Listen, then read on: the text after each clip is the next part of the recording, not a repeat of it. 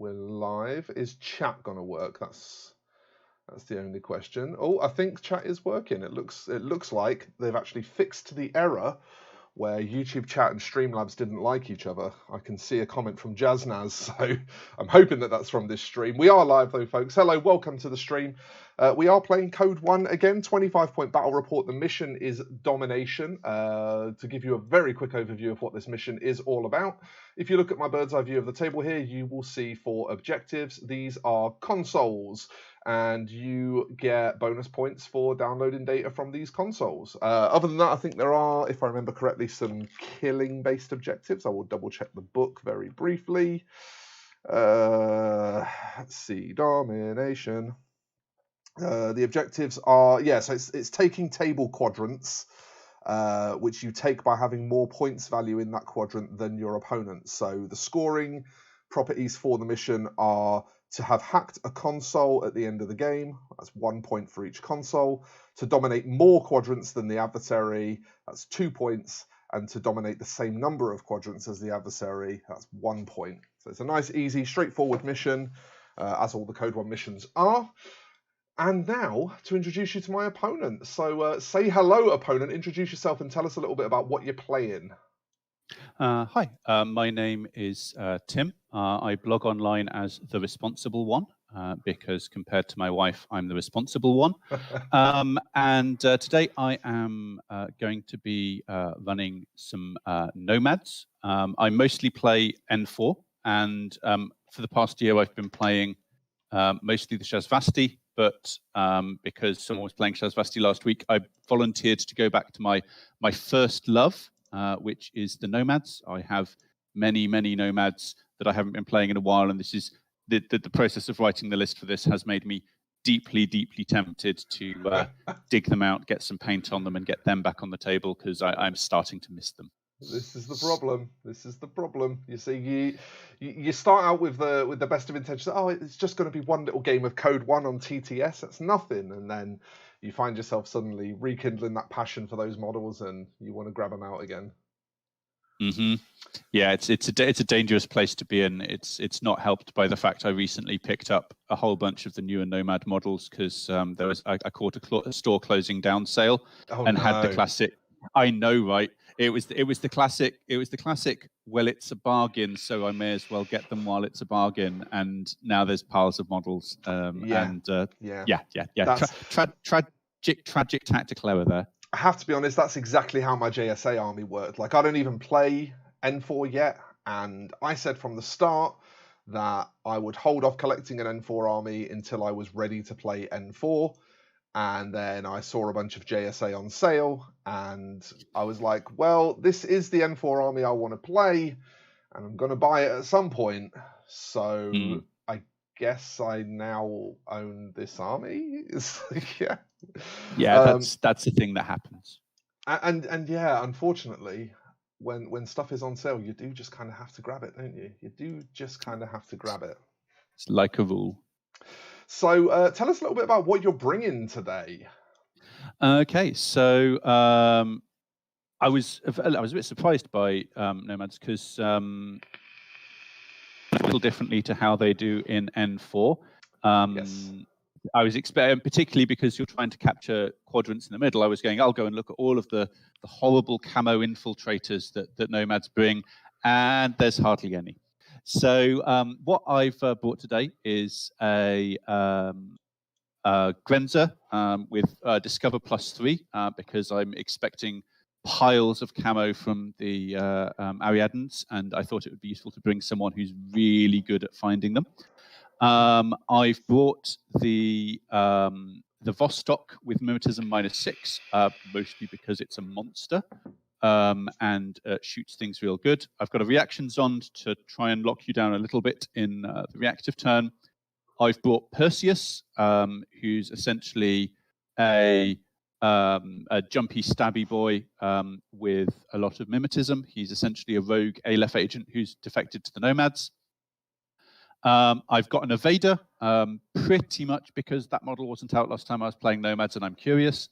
Solid. Seems to be a shooty boy. That's about as much as I know about him so far. I haven't actually tried him. And then I've got Jazz and Billy, who are essentially a hacker and her little robot friend. Yes. I have brought a camo marker, but given that if anyone who knows the Nomads, there are only 2 camo options in Nomads in Code 1, which is either the Intruder or the Sombra, and only one of those gets to forward deploy like this model will be, so it's going to be a Sombra. Yeah, pretty easy one to fix that one. Yeah, then. it's the process of elimination. And I'm and as guessing. you can see, there's only I was just about. I think we were about to say the same thing. Yes, there are only 8 models there. There are going to be 2 models coming in as the drop troops, because it seems that what they have focused the Nomads on in Code 1 is a horrific array of models who either walk in from the edge or parachute, who combat jump in onto the table. So I've decided to take 2 of those. So you're going to be getting at least a couple of models joining us partway through the game as they jump in. I think the reason they dialed back on the kind of stealth infiltrator element of Nomads for specifically Code 1, even though that's a thing they're really good in N4, is because that's kind of exactly what Ariadna does in Code 1. That's kind of only what Ariadna can do in Code 1, because, of course, they can't have tags, they can't have hackers. Most of their heavy infantry is the kind of non-hackable, sort of Armor 4, BTS 0 kind of heavy infantry. Yeah. So, when they don't get MSV, they don't get BTS, they don't get tags, they don't get hackers. You want a variation in plays, and and also the combined army are quite Shazvasti heavy, so they get quite a bit of camo. I think it's a good, sensible. It's a sensible approach on this one, essentially by focusing on Corregidor, who are essentially like space miners who are good at that sort of thing. It means they've got an excuse to focus in on the the drop troops and similar, and you get a different play style out of it. Exactly that, yeah. So great looking army. I'll take you over very quickly and give you a little talk through what I'm doing. Sure. So you were kind of right. I'm taking 3 camo tokens, and I've got 2 models hidden in my little hidden information zone here. So I'll just hover over these so that the audience can see what they are. So these are my 2 models that are not deploying at the start of the game. And this one, in fact, I need to just slightly rename it because it's got its equipment, but it's not got what it actually is. So we'll just add that. And now you can see what that is, and you can see what that is. So we've got a couple of those. And then in terms of what's actually starting on the board, 3 camo tokens. Again, you don't have the same luxury with Ariadna of going, oh, it's a camo token, it's got to be one of these couple of things. Because we get a lot of camo tokens, we get a ton. In fact, we even get a line infantry option, a 1-point line infantry option that has infiltration and camo. So we've got a lot in that area. These could be anything. They could be from about 1 to 4 points per model. But you'll probably be able to guess roughly where they land in that by looking at the rest of what I've got here. We've got a veteran Kazakh with AP HMG. Another thing that Ariadna happened to be pretty good at in Code 1 is AP, and also cheap HMG units. So veteran Kazakh with AP HMG, and a Volkolak with, I believe it's just a normal HMG. So we've got a couple of HMGs there to worry about. A 112 to help get people up when they fall over. An unknown ranger, because it's literally the only model in the army that has MSV.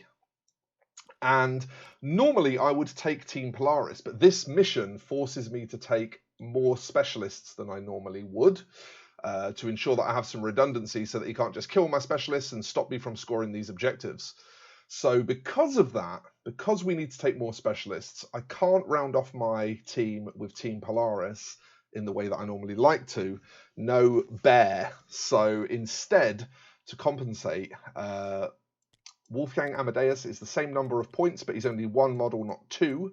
But he is also pretty close to as good in combat, and he still has a chain colt.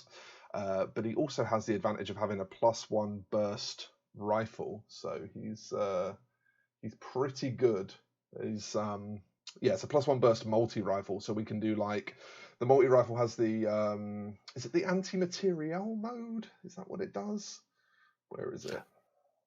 This is the thing where I know what it does in Yeah. N4, but it's slightly different here because they've cleaned some rules out to make it easier. Yeah. So the rifle that he's got is +1 burst, which means it's 4 shots, not 3, and it can shoot as either AP or dual action. So when it's +1 burst and shooting as dual action, if you have soft targets, you can force up to 8 saves in a single round of shooting. No, the very quickly jumping in there. If you notice, the AP mode is only burst 1. Oh, you're right. Sorry. Big, heavy shots. Yeah, no. Yeah. So it's that big heavy round is mega useful in ARO. So that when you've got something coming in, you can scare it with the chance of it failing 2 armor saves.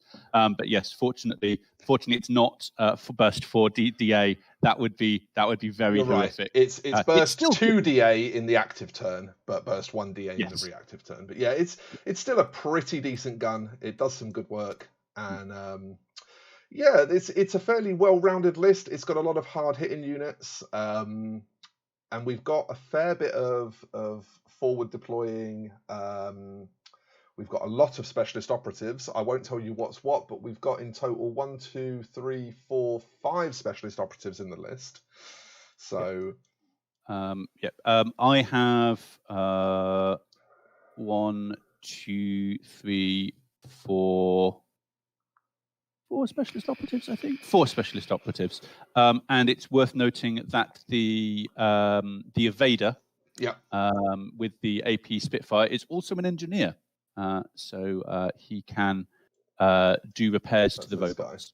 Yeah, he can pick up the robots if they fall over. Cool, cool. So we already chose table sides before the game, but we have not yet rolled off.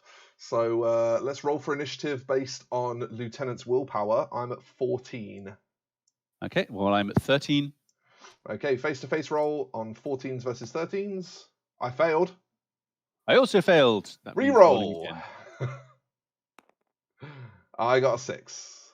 I got a 20. Okay. So yes, you get to pick. I will keep deployment and deploy second. Right, so I need to get all my models deployed. Let's have a look. What's the deployment zone size? It is 12 for this mission. So 12 inches. So is it okay? I will be turning the grid off after we've deployed. But yeah, it's 3 grid squares for purposes of deployment. Cool.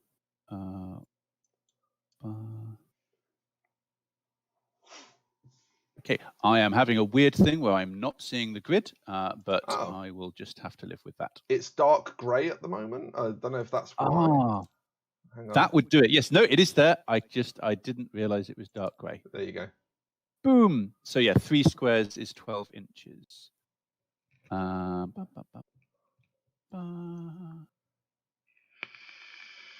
yeah, this mission is just while Tim's deploying, I'll kind of explain tactically what this mission's all about. Mobility, basically. Mobility is what really matters, and positioning. So this is the mission more so than any other that really pays for you to have units that you can place where you want them, when you want them. 6-2 infantry is going to be good here. Parachutists are going to be good here. Forward deployers and infiltrators are going to be good here. And yeah, prone movement is a very tricky one in this mission, because obviously whenever you move in prone, you move at half distance, which means that prone dodges become usually 1 inch, depending on, obviously if you've got dodge bonuses then they become more, but prone dodges become 1 inch, and your average trooper is only moving 2 inches, and in a mission that's all about being able to get around the board, it's not an ideal situation to be in. So you really have to think about when you're going to pop your head up, where you're going to pop your head up, and construct lists that are able to move around a lot. So hopefully I've done a good job of that. I know that I've definitely got at least a couple of units in here that are good at that. But I also know that Tim's got at least a couple of units in his list that are equally very good at that. So one thing that Nomads don't struggle with is movement in C1. They are full of options.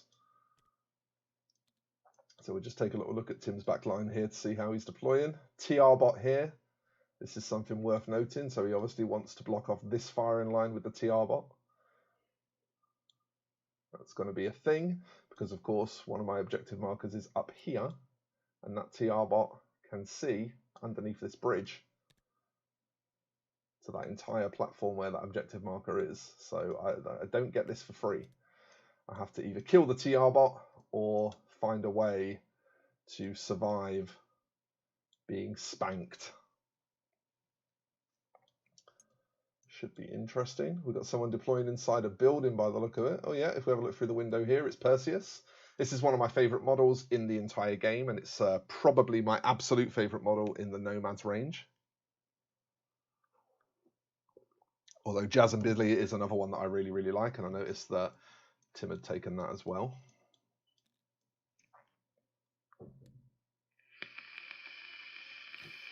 Yeah, no, Jazz again is one of those models that's come out since I last played Nomads, so I'm super keen to see how she does. There are two girls and her robot models in full Infinity.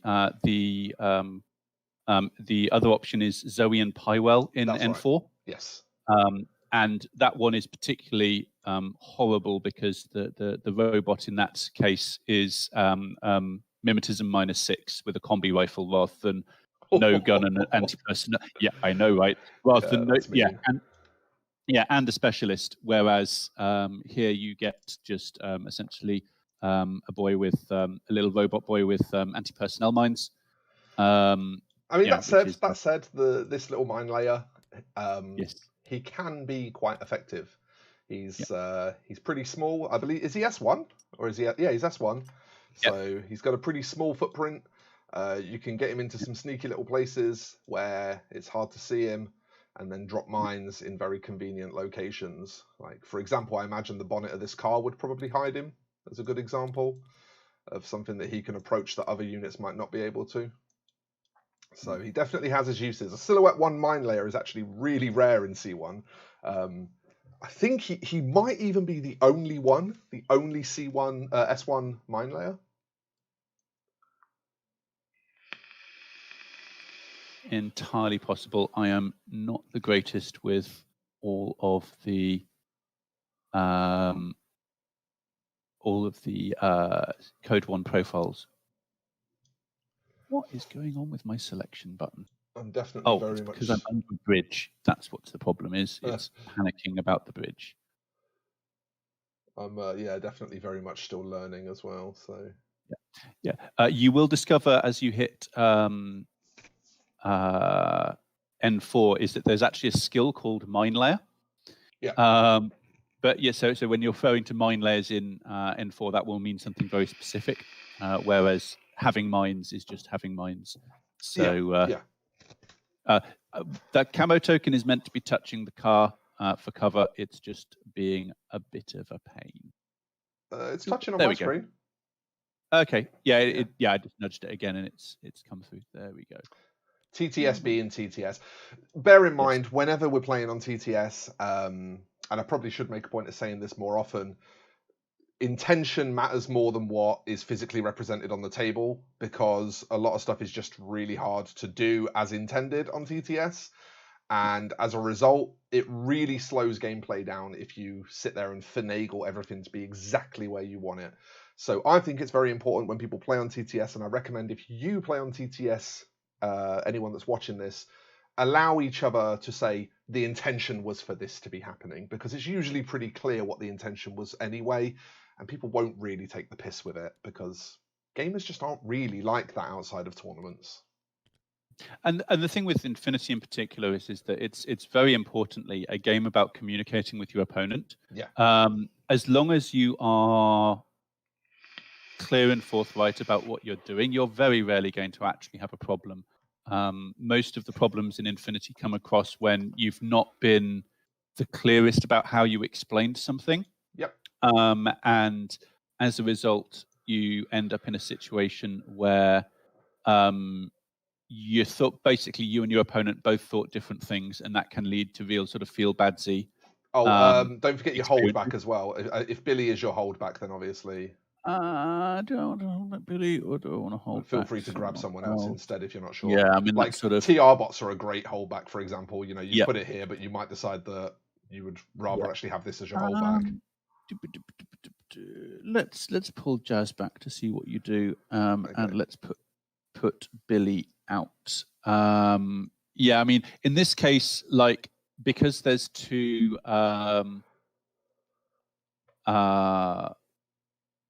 great big like fire lanes, like you're gonna know that I'm gonna end up placing it on one of those two spots, at which point I may as well just put him down, because there's not much guessing for you to do there. Yeah, fair. I mean, I it's suppose sort of it's explaining my logic to.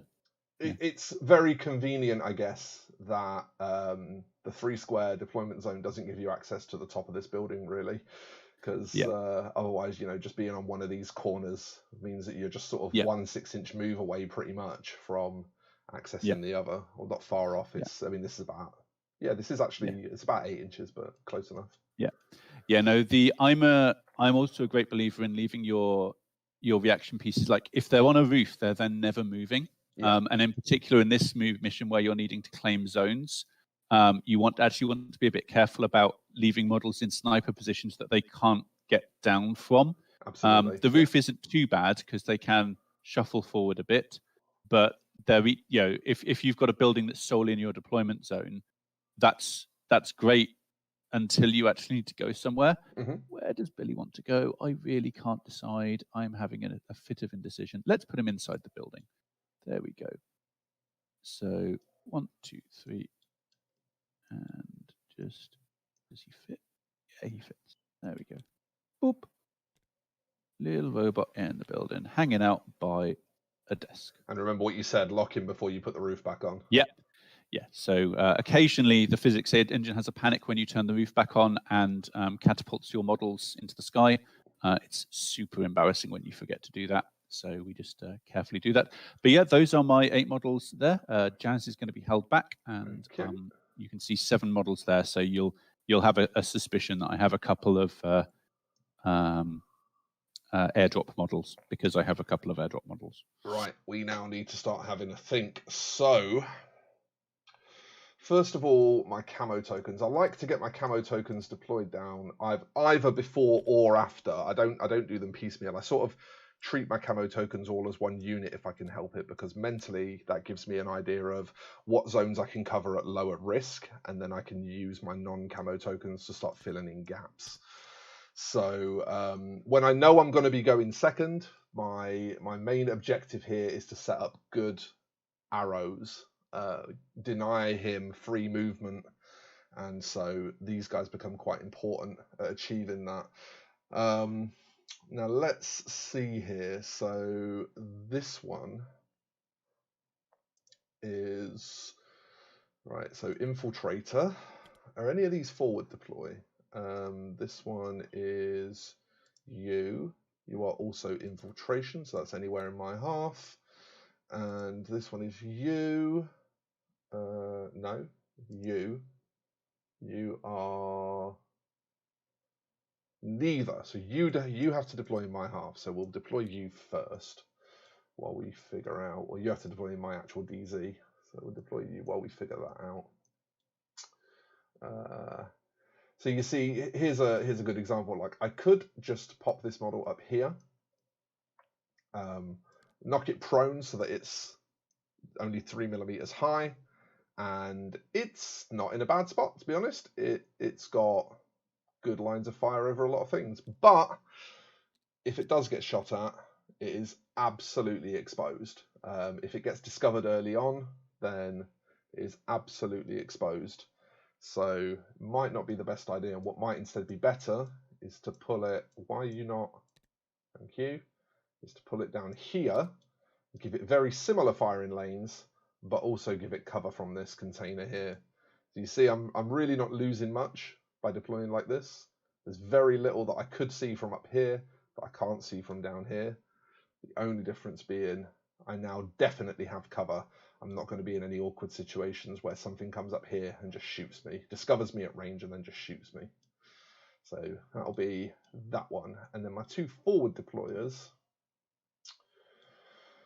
Let's see here. We're going to have one, which will be this one. So these can deploy anywhere in my half of the board, which is up to this line here. I think this one I want around here on this corner maybe. Now I'm pretty confident that Tim's going to be going first, so I think what I'm actually going to do, can I do this with the roof on? I can, yeah. Actually, in fact, let's pop the roof off a second. State 1. And let's just nudge up to here. Just so that we are in the door frame and getting cover, but don't have to spend a bunch of movement to get back out. That's kind of the intention there. And we'll lock that one for a moment. Toggles, lock, turn the roof back on. State 2. Hey Moss, how you doing, buddy? And then number 3, I mean, this is just free, this one, and I imagine Tim's probably got a similar one on his side of the board. There's nothing to stop me just being able to have this objective. I can even have it and still have cover, because I can actually get to a point where my silhouette is still touching that wall and touching that token, you see? So I'm touching here, which means I've still got cover from here, but I'm also touching here, which means I don't need to do anything in order to claim that objective. Now, to be honest, there's not really any need to do that though. I may as well give myself the less risky, because I can't spend the first half of an order to claim a console anyway. I can only spend the second half of an order. Right, on to stuff that deploys in a more normal fashion, stuff that's going to be deploying within 12 inches. So let's see here. I want this guy right up on the edge of my DZ and touching this car. Oh, he's not going to have that, so we'll just nudge him in. Oh, in fact, let's get him facing the right way first.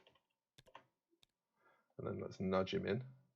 Right, he is touching the car, but the game really doesn't want to actually let him touch the car. Some weird collision that's been set up on this car. Yeah, I suspect that there's essentially the actual collision block is a larger box around the pretty car thing that we can all see. Exactly. It's a common problem with the cars in Tabletop Simulator. They look very pretty, but then you can't actually touch the blasted things. So yeah, we both know he's in cover. He's right up to the hitbox of the car. He just can't physically touch the actual mesh because the hitbox and the mesh, as Tim points out, are not the same size. This guy. This guy is going to go here. And again, just want to make sure that we have got claimable cover if we do get shot, but also that we're poking out enough to see. So we can now see down this lane here. To be fair, we're touching these stairs anyway, so we can claim cover off the stairs as well. He's in cover either way. It doesn't really matter. All right. This guy is always a difficult one. This guy is easy, so we'll just pop him right there. Again, he's touching as much as we can have him touch. Yeah, these two are always the hard ones to deploy because they kind of have specific jobs. I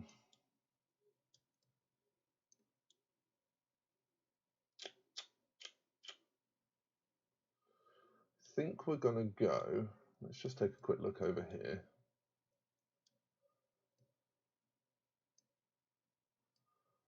All right, so that thing's probably not going to go rushing off unless these guys do.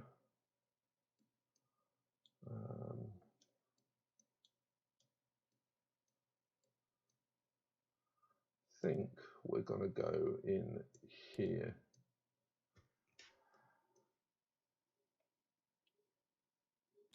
Oh, that's weird collision, game. Really weird collision. Why is that like that? Oh, it's a step up. Okay, I literally could not see that from where I was. So it's fine. The wall overhangs it slightly, so we can still do what we're trying to do, which is see up here. Okay. And then Wolfie. Wolfie is the trick. Because Wolfie is absolutely a close combat unit. He's got a multi-rifle with +1 burst, which is good, but he's only BS12, whereas he's CC22 with his choice of either a dual-action CC weapon or a para-CC weapon -6. If you don't know what a para-CC weapon -6 is, it's basically a weapon that immobilizes instead of kills, and its save is made against your fizz. So whatever the modifier is on it, in this case -6, is what you take to your fizz. Now, most of Tim's army, as you'll see in the hoverovers, you've got a fizz 12 model here, but the majority of his army are probably going to be fizz 11, maybe even fizz 10. And that means that he's going to be taking like saves on 5s, which is 4s and 5s, which is pretty good. Zach, that's very nice of you. Good to see you. Hope you can stick around for the battle report. So yeah, this guy's really scary if he can get in close, and I want to try and facilitate him getting in close. Let's see here.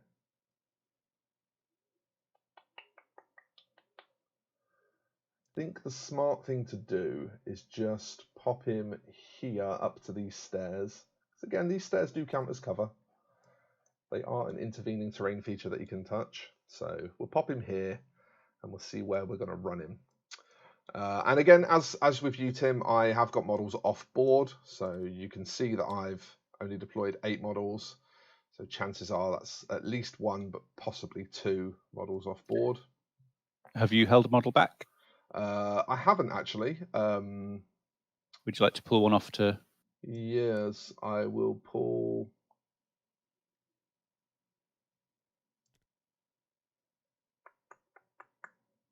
This one off.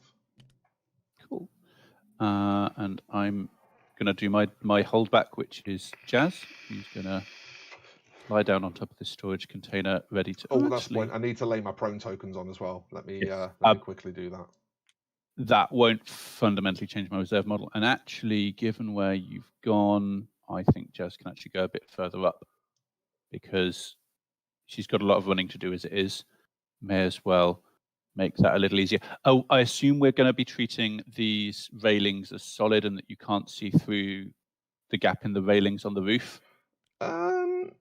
Or would you rather we play that with the gap? I mean, it's only relevant for prone models, right? Yeah, it's basically it's basically to allow prone models to move around is the key thing there. Yeah, let's say it's not see-through because I think it's tactically more interesting if prone models can crawl around for free up here. Yeah, because you've then got the choice of the penalty of the prone or the movement side of it, or the getting shot at part of it. But yep, there's Jazz. Okay, I'm looking at my deployment and I actually don't think I've got anything that I want to deploy prone. Because I know I'm going second, I think I want the better ARO visibility. And I also think that this is still going where I intended for it to go, so I'll plop him down. Right, and it's going to be you going first, my friend, so let's get the show on the road. Good luck. Okay, so I've got eight orders on the table, and we don't have command tokens in Code 1, so I don't have to ask you about what you're doing with them. Now, the real thing here is that Volkalak is a big chunky boy who is looking right down this alley before I can do anything useful. So I should probably do something about him. The question is what? I'll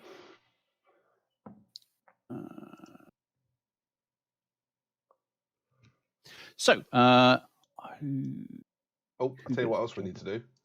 Yeah. Turn the grid off. Yes, we should turn the grid off. I forget every time. The thing is so often I tune it out once I'm actually playing. I've managed to get through to like turn 2 of a game with both of us having the grid on, but also ignoring that it's there. If that makes sense. Yeah. Not using it to measure. But yeah, you've got to be, noticing earlier rather than later is always best. In a game with no pre-measuring, having a free measure on the table is potentially a problem. Yes, I mean it is a little bit galling when you're like, there's been a pre-measure set up on this table for 2 turns, and neither of us have actually used it because neither of us actually noticed. That's always a teensy bit embarrassing. So let's do some of that moving malarkey. I think the first thing I need to do, as I said, is deal with that friendly Volcalac. So I'm going to... Actually, yeah, I've got models off the table. Why am I worrying about which model is going to advance and deal with this problem? Yeah, let's do some of that jumping out of planes malarkey. Alrighty. So I'm going to try bringing in a Hellcat Spitfire. Okay, are you attempting combat drop or is it just a parachute? That's what I'm just about to look at as to what my options are. It feels pretty open to walk in here, and I don't get much of a benefit, and I end up having to fight a thing there. I'm gonna go all out and parachute. Let's do this. What's the worst that can happen? Well, you'll have to walk on from your back edge if you fail. Yeah. That's always the awkward bit. But so the Hellcat is dropping in there. Now, the scary thing about Hellcats is that they are combat jump +3. So this is on a 15. You say that, but I have failed with similar models. Don't hex it. This is like saying things like anything but a 1 before you roll a dice. Nope, you're in. He's in. Right, there we go. So he spent his own order to do this? Yes, he expended his own order to do that. I'm then going to spend one of the orders on the table.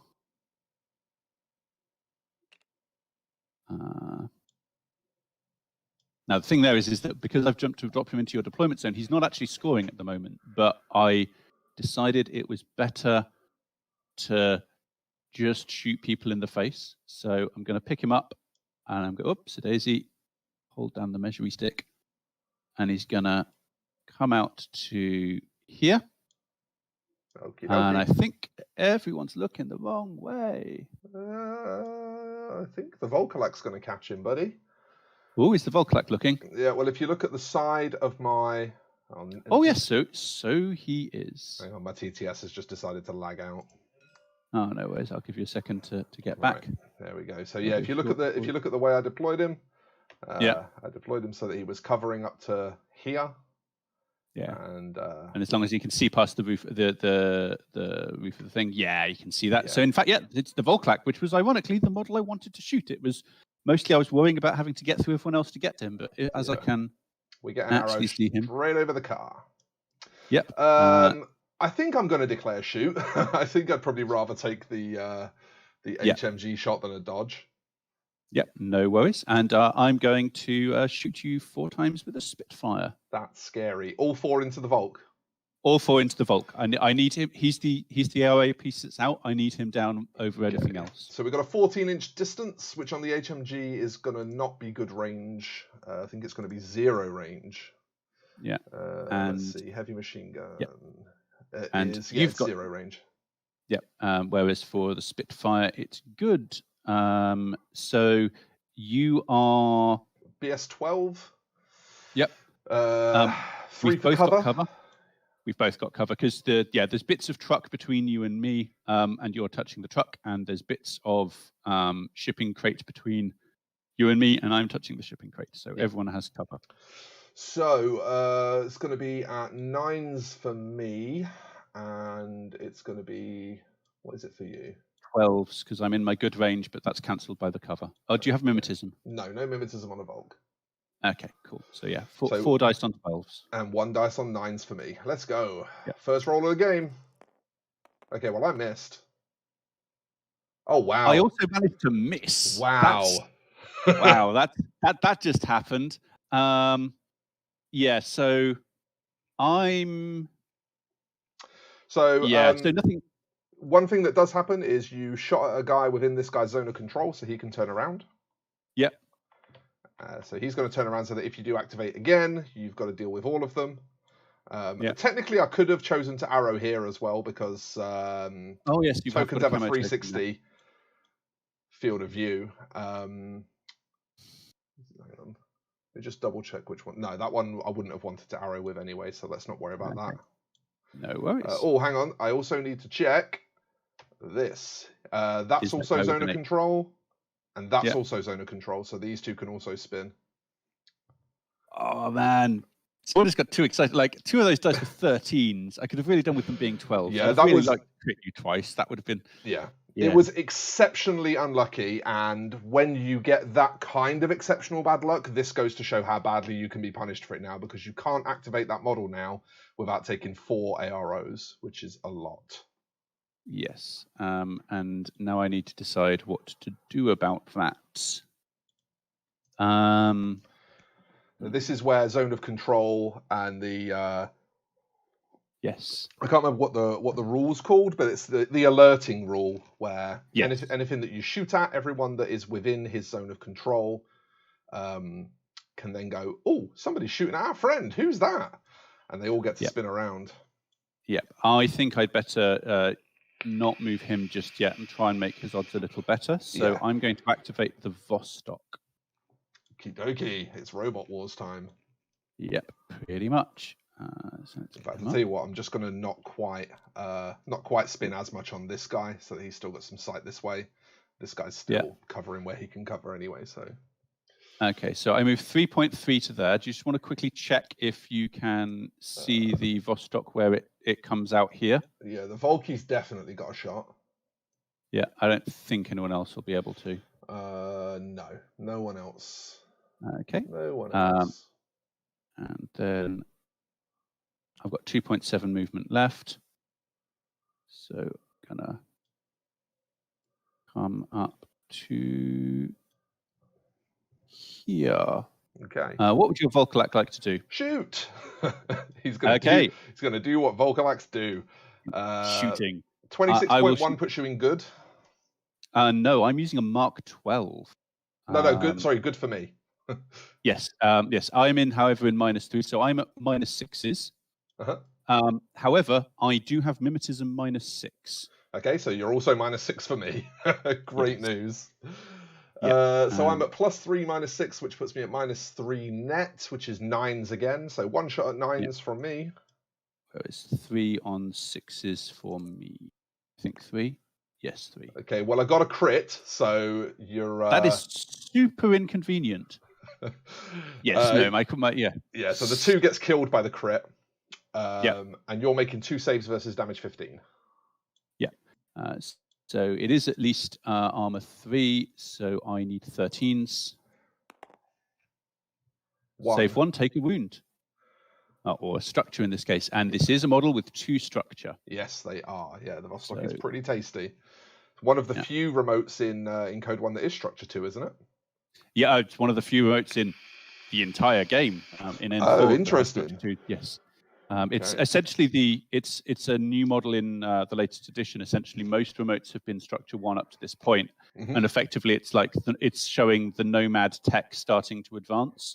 Yeah. Narratively, I'm going to spend another order on the Vostok because I want to shoot you in the face, and I'm going to advance 5 inches up to the cover of the building, but you can shoot me before I touch it. I'm going to get another shot. Yeah, it's going to be exactly the same again, basically. I'm assuming we're exchanging shots again? Yep. However, I'm now closer, so I will now be in good range. Okay. So because I'm within 24. Yeah, so it's 9s v 9s now, but it's 3 dice for you and 1 dice. No, I've gone from -3 to +3, so it's now 9s versus 12s. Okay. This is much better for you now. Yes. Let's roll. So I missed, which is bad news. You got hit crit. Yes, and that's also I have +1 damage on the Mark 12, so that is 4 damage, 16 hits. 4 damage, 16 hits. Well, I'm armor 7 in cover, So it takes it to tens, and I am a 2-wound model, so we can survive this. Let's see what we can do. I made 2, failed 2, so I go to 0. Yep. Which is not the end of the world because he is next to a 1-1-2. Yep. Okay.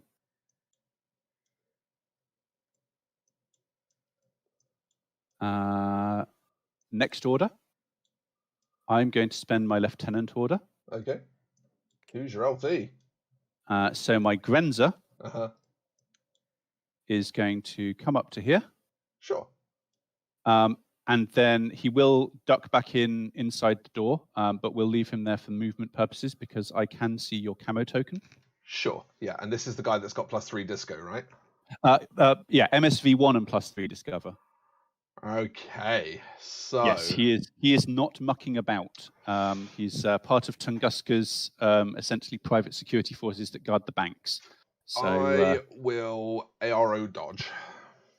Okay, in which case I will shoot you in the face instead with my combi rifle.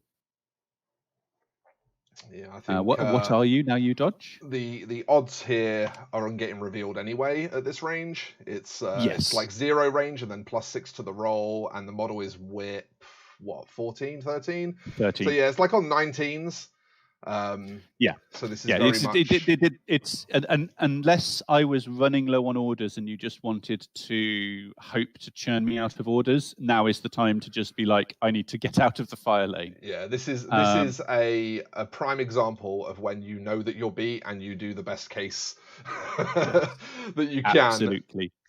So we're Fizz 13, dodge +1 inch, so it's not the greatest, but it's also not the worst. And my combi is in bad range. So that's going to be -3 for range and -3 for cover, but I'm ignoring your mimetism because you have MSV1. I've got the MSV1. Yep. So that's ballistic skill 13 down to 7s. Yep.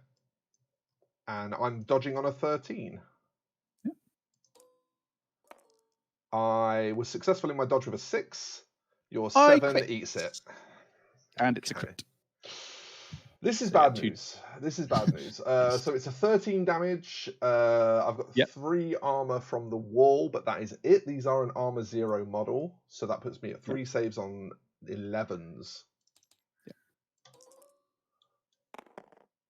And we failed 1 and we go unconscious. Okay. That's a pretty big play. Why 3 armor saves? I thought you combi rifled me. Oh wait, yeah, combi rifle. Oh wait, yeah. Combi, not multi. 2 armor saves. Make those again. Yeah, you're right. Oh, well, that's worse now. He's and as I mentioned, he still had 1.4 inches of move left. So this happened before he shot, essentially. But for the purposes of moving, it's so much easier to leave them where they shoot. And obviously, he stood up at the start of that move. So he's now in the building. Okay, right. So lock him in place so I don't catapult him out of the building. We're now in the place where this ARO line is free, and we've still got quite a few people in bad places there. Right. I need to decide what to do with my remaining 5 orders. I think I should probably do some of this scoring malarkey that is super important in this game. Do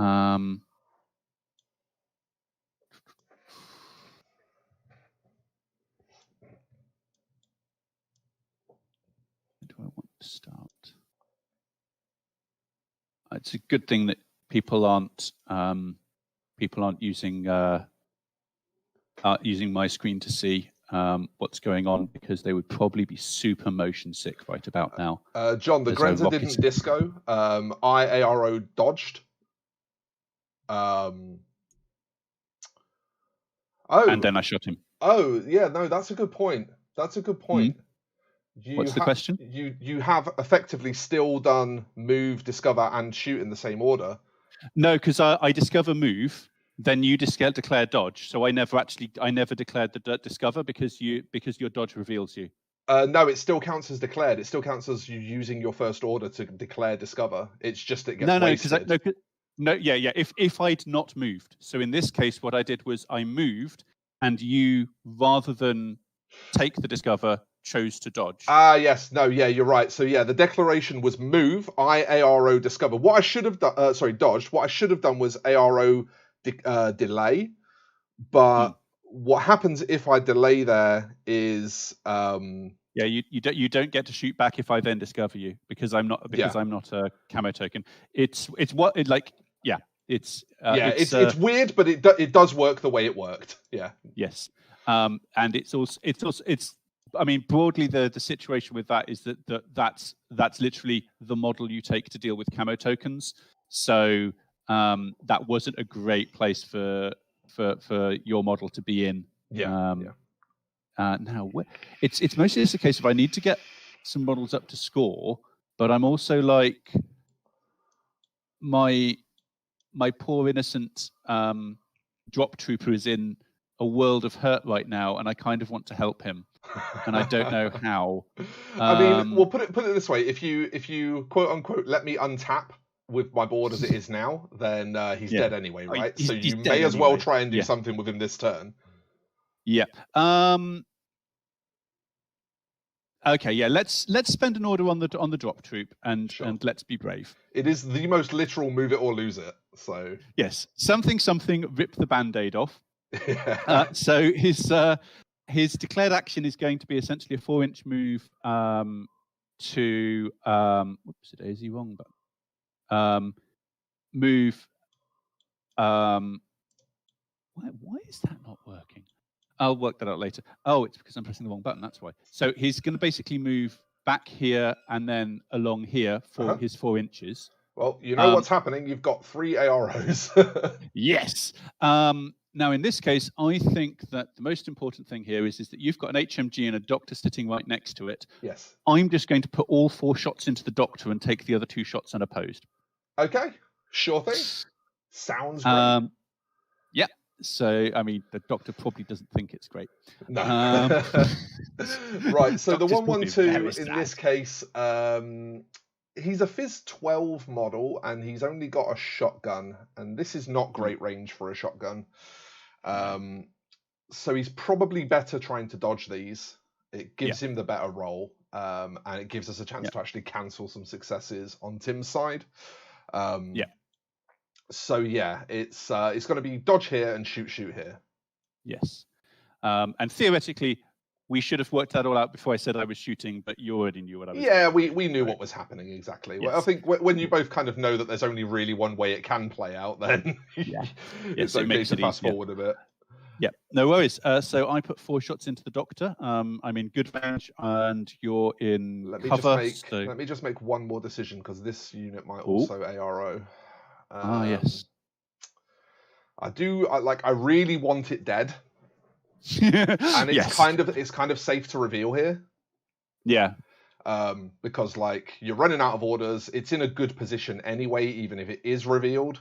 And I know that its weapon's in good range. So yeah, this model's got an ARO as well. It's a Zenit. Yeah. Oh. Okay. Right. Bother. Let me make sure. Not getting you in trouble with YouTube by saying lots of rude words on stream. No. You can swear on YouTube. Yes. I know some streams try to keep it family friendly, but I think this channel's long past that point, unfortunately. Not a problem. Yes. Oh bother, said Pooh. So yeah, okay. I've got all those shots coming in. Let's sort out what happens to the poor doctor who's getting very heavily shot, and then all of your unopposed shots can happen. So the doctor has got cover to you. That's all he's got really going for him. Yeah. So I don't know what your range is. Are you good range to the doc? I believe so. It's oopsie daisy. Remember, I keep on pressing the wrong button to measure. Yeah, I'm good. So I'm over 8, which is the key thing. Sure. So +3, -3 then. Yeah. And I'm dodging you on 12s. Yeah. Well, that's a 10 dodge, which is pretty good. If I told you I'd crit and got an 11, would that be bad? I mean, it does mean I'm making 2 saves at 3 armor, so... Yeah, so yeah, 3 armor saves. Yeah, 3 armor saves for you, I'm afraid. What is it? Is damage 15 or 14? 14. 14. So 2 at 12s. Please make it, Doc. You can do it. Oh, oh, Doc! You so nearly did it. You so nearly did it, Doc. So close, and yet not. He is unconscious, not dead, and that does matter because I do have another paramedic. Oh, sorry. There was a 12 and an 11 in mine. Oh no, because you were So yeah, I've got there's a 3rd armor save. I'm afraid. Oh, it's okay. My bad. 2 from the crit and 1 from the hit. He failed that one as well, so he is dead. He is dead. Sorry, Doc. Unlucky, Doc. Unlucky. You tried. Yes. Okay. Well, you still have to eat some AROs. So. Yes. So, multi-rifle in DA mode is going to be doing the thing here. So this is at 19.2, which for a multi-rifle in DA mode is it's actually -3 range. Multi-rifles are weird. So it's going to be at -6, and Wolfgang is BS 12, so that's going to be a hit on 6s. So let's try that one first. I mean, he just did it because he's an absolute boss. No worries. So that's going to be damage 13. Damage 13 DA. Yep. So 2 armor saves. I've got Hellcats have 2 points of armor. They're pretty chunky. So I need 9s here, given the cover. So I'm currently unconscious. Okay. We still need to calculate the rest of the shots because they all come in at the same time, so the model could still die during this action. I may also be able to heal him. So exactly. Right. So HMG is going to be the next one. Yep. HMG is in good range. This is 20 inches, so it's outside of 16.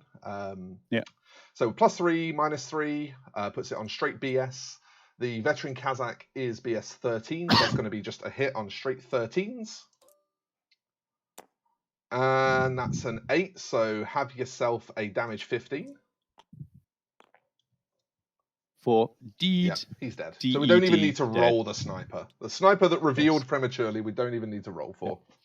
Yeah. The interesting thing to call out to any of the viewers is that the interesting thing that would happen there is because I declared my move and it all happened simultaneously, if I'd ended up unconscious, I would have ended up unconscious way back over here somewhere.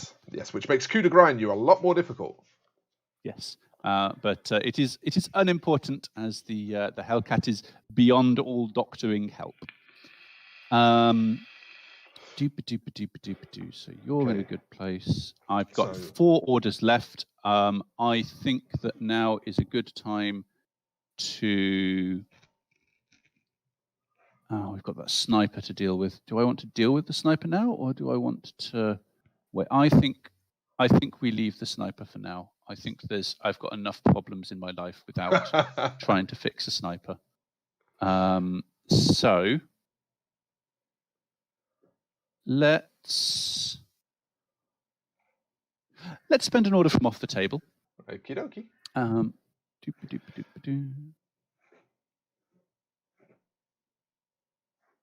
And have another model come on because I'd like to score this turn.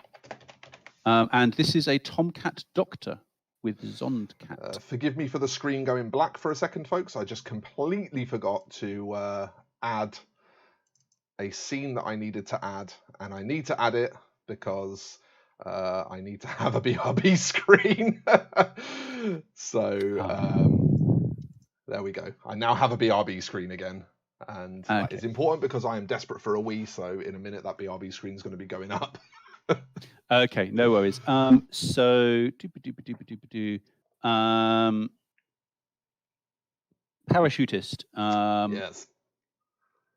Is the other parachutist coming on? Yes, it is a Tomcat Doctor. Okie dokie. Dr. Tom. Yep. Ground control to Dr. Tom. Ooh, you have a camouflage marker there. I probably don't want to. I do. Don't want to pick a fight with that. So let's have. You definitely 300% don't want to pick a fight with that. Excellent. So what I'm going to do is have the Zondcat remote come on behind all these barrels where I can't be seen, and have the doctor come in over this side like a sensible person. So, sorry, where's the doctor coming on? I haven't put them on yet, so that's why you can't see. Over here, okay. It'll be over here. Yeah. The key question so is something worth noting with the difference between parachutist and combat drop. Parachutist, you can come on from any table edge except your opponent, so you can come on at your own table edge if you want to. Combat drop, you can come on anywhere you like on the board, but you have to roll for it, and if you fail, you have to walk on from the back. So in this case, because this model is using its parachutist skill specifically, it can come on from the side here. I think I'm a little too far up. I may need to move a bit back. So just to check line of sight, we've got our good friend, the let's pop the silhouette veteran on a second. Kazakh. Yeah, so can you just check the thing? Because I'm going to walk on where you can't see me. So yeah, the Kaz has definitely got you. So if I move back to here, am I okay? Yep, you're more than fine now. You were a sliver, so you can even come forward a touch. They're okay? Yep, still fine. You've got a little bit more if you want it. I'll leave some margin for error. Okay. So yeah, this is one of the important parts of Infinity, is getting your opponent's help to because what can see what is open information, and both sides can see. Yeah. Getting your opponent to help you place models in terms of where things can see each other is actually super important. Yep, it is an active part of the game, and it is encouraged. Yep. Players are supposed to cooperate in their competition. Yes, it's super useful. So the key thing for you to be aware of with that model is that it is a doctor with a combi rifle and a light flamethrower. Okay. So he is still quite punchy. Fairly he's essentially punchy. Yes. Okay. Well, now that you've sent the order to bring him on, can I just pop the BRB screen up a second? And you will. Yeah, sure. The viewers will still be able to hear you. So if you do want to explain what he does, feel free to do so. It will just blank out the screen and put a BRB graphic up for a sec. No worries. I'll do that. The thing is that I can't see the BRB screen because I've not tanked my what's the word, bandwidth by trying to look at both. So let's bring that up and actually find out what people are saying in the chat. Yes, but yeah, essentially the Tomcat is sort of like the Nomad equivalent of one of the Thunderbirds. They're sort of the emergency rescue teams, but occasionally those emergency rescue teams need to get into quite tough situations, so they're still pretty fighty. So yeah, he's a doctor who can walk on the edge of the battlefield, which particularly in these missions where you're trying to score points further up the field, it's an incredibly useful skill to have, to be able to sort of have a little wander up the field and end up there naturally. And with 4 orders on the table left, I just need to get some models up into zones. I'm not going to try and kill anyone else yet, and we'll get that bit sorted once Stu is back. I am back. There we go. Nice and quick. There we go. So yeah, I've got 4 orders left, as I was saying, and now it's just a case of getting some positioning in. So let's first spend an order on that doctor, because while he's walked on from the side, he's feeling a teensy bit exposed. So he's going to walk, oopsie-daisy, 2.5 up to here. I'm pretty sure no one can see. Yeah, you'll be fine there. And then 1 and whoopsie-daisy, come on, 0.5. That's his first move. And then he's just going to, if no one shoots him, do a second move just to tuck into the corner. Absolutely fair. And stay out of the way. Theoretically, I could move my little baby bot in the other corner with the same order, because they are peripherals. But there's an angry camo marker, and that would be very bad for the health of my poor innocent little doctor robot. So the little Zond cat. The little Zond cat. So he's going to stay where he is. Another thing, if you are new to Infinity and you are considering getting into it, there are lots of cats in Nomads. They have lots of little sort of anthropomorphic animal-styled robots in the faction. So if that's the kind of thing you're into, yes, Nomads are the faction for you. Yes, and also anthropomorphic people. Once you get into N4, there is an awful lot of cosmetic surgery, and so you get people who look like animals. There's line infantry with bunny ears just because it's fashionable. Love it. Love it.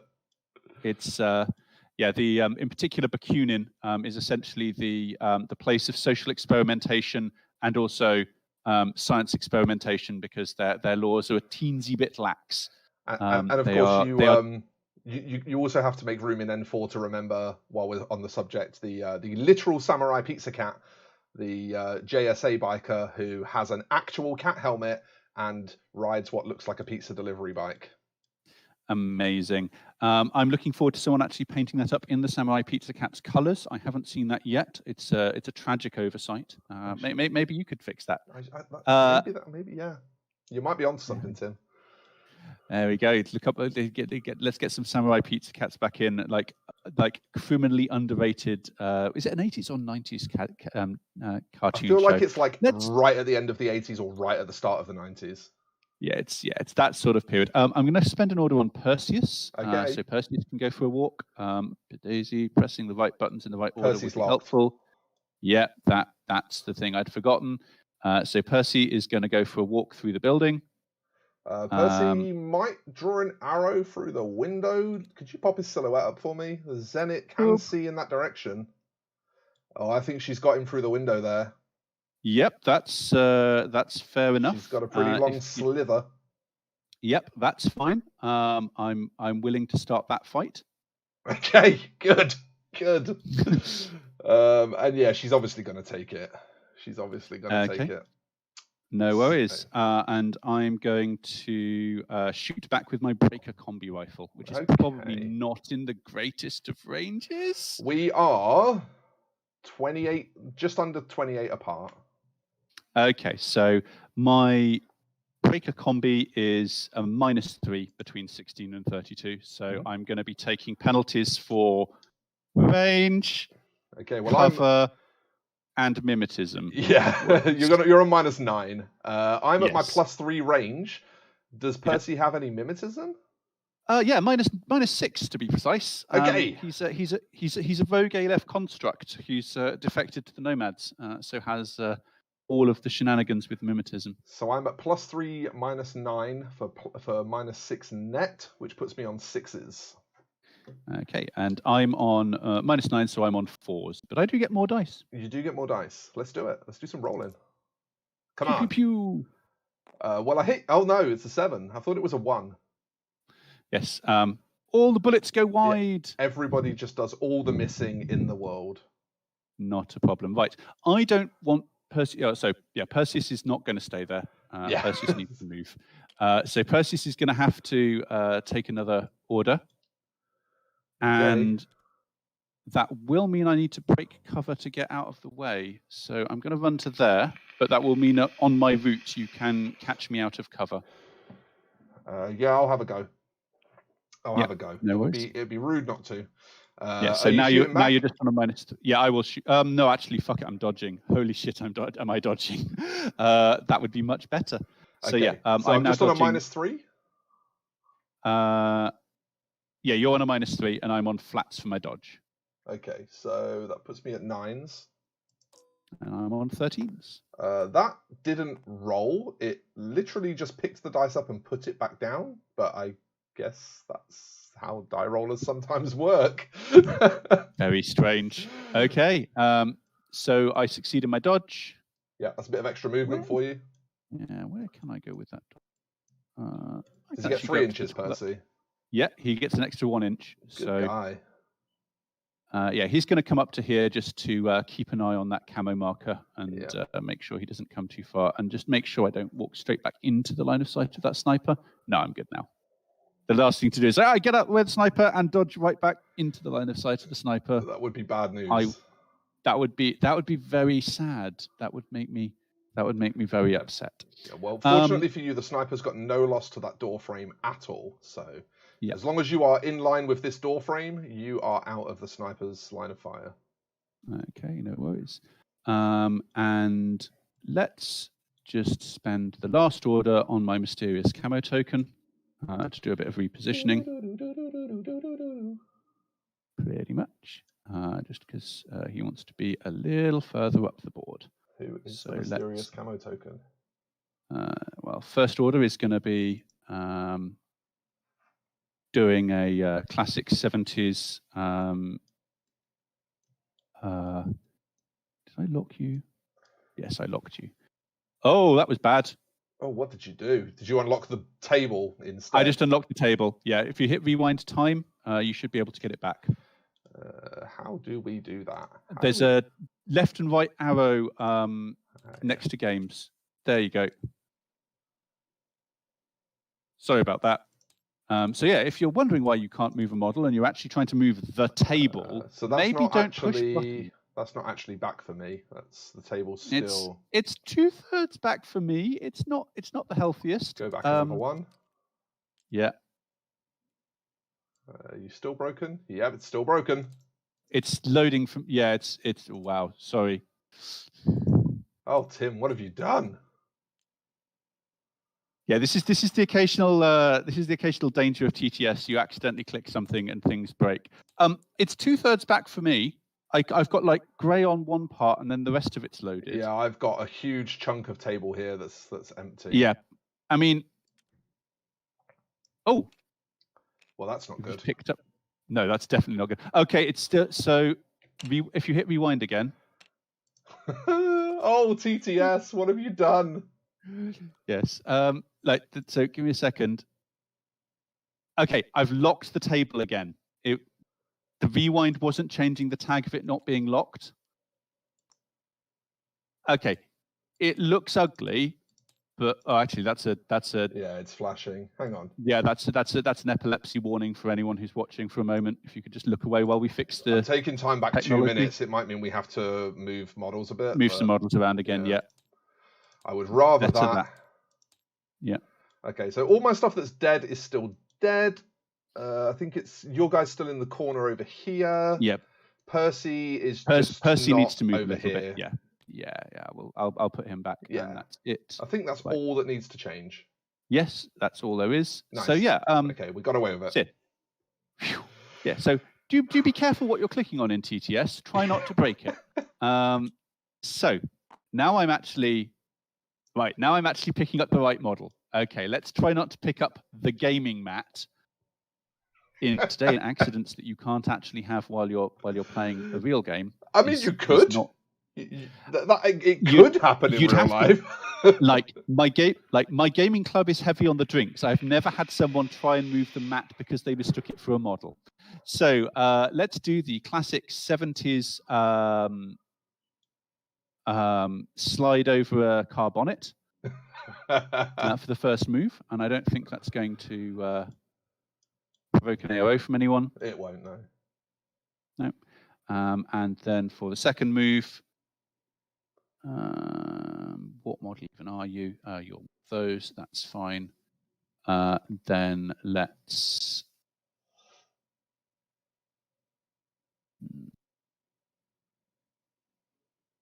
Where do I want you to go?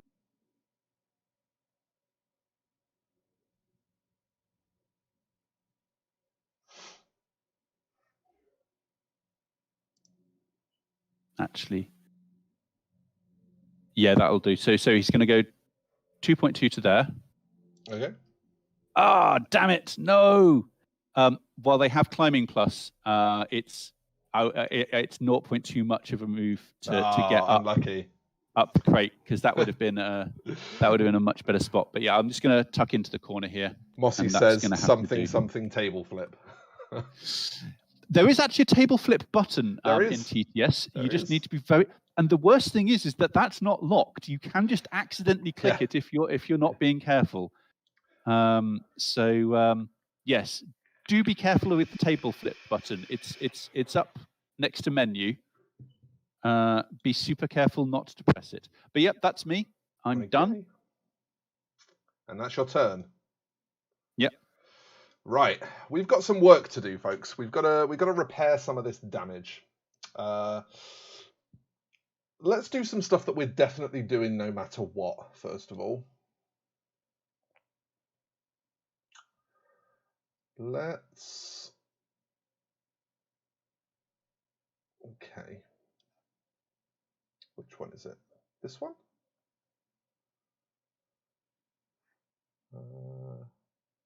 It's the SMG one. Okay. So I haven't named these right. There would be a short pause. Fix that one.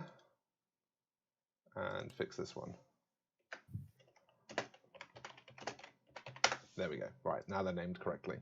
Let's spend his own order to bring on this model like this. Uh-oh. I think we're small enough to not be seen. Yeah, I think we're okay. I'm trying to stay in line with here so that this guy can't see me.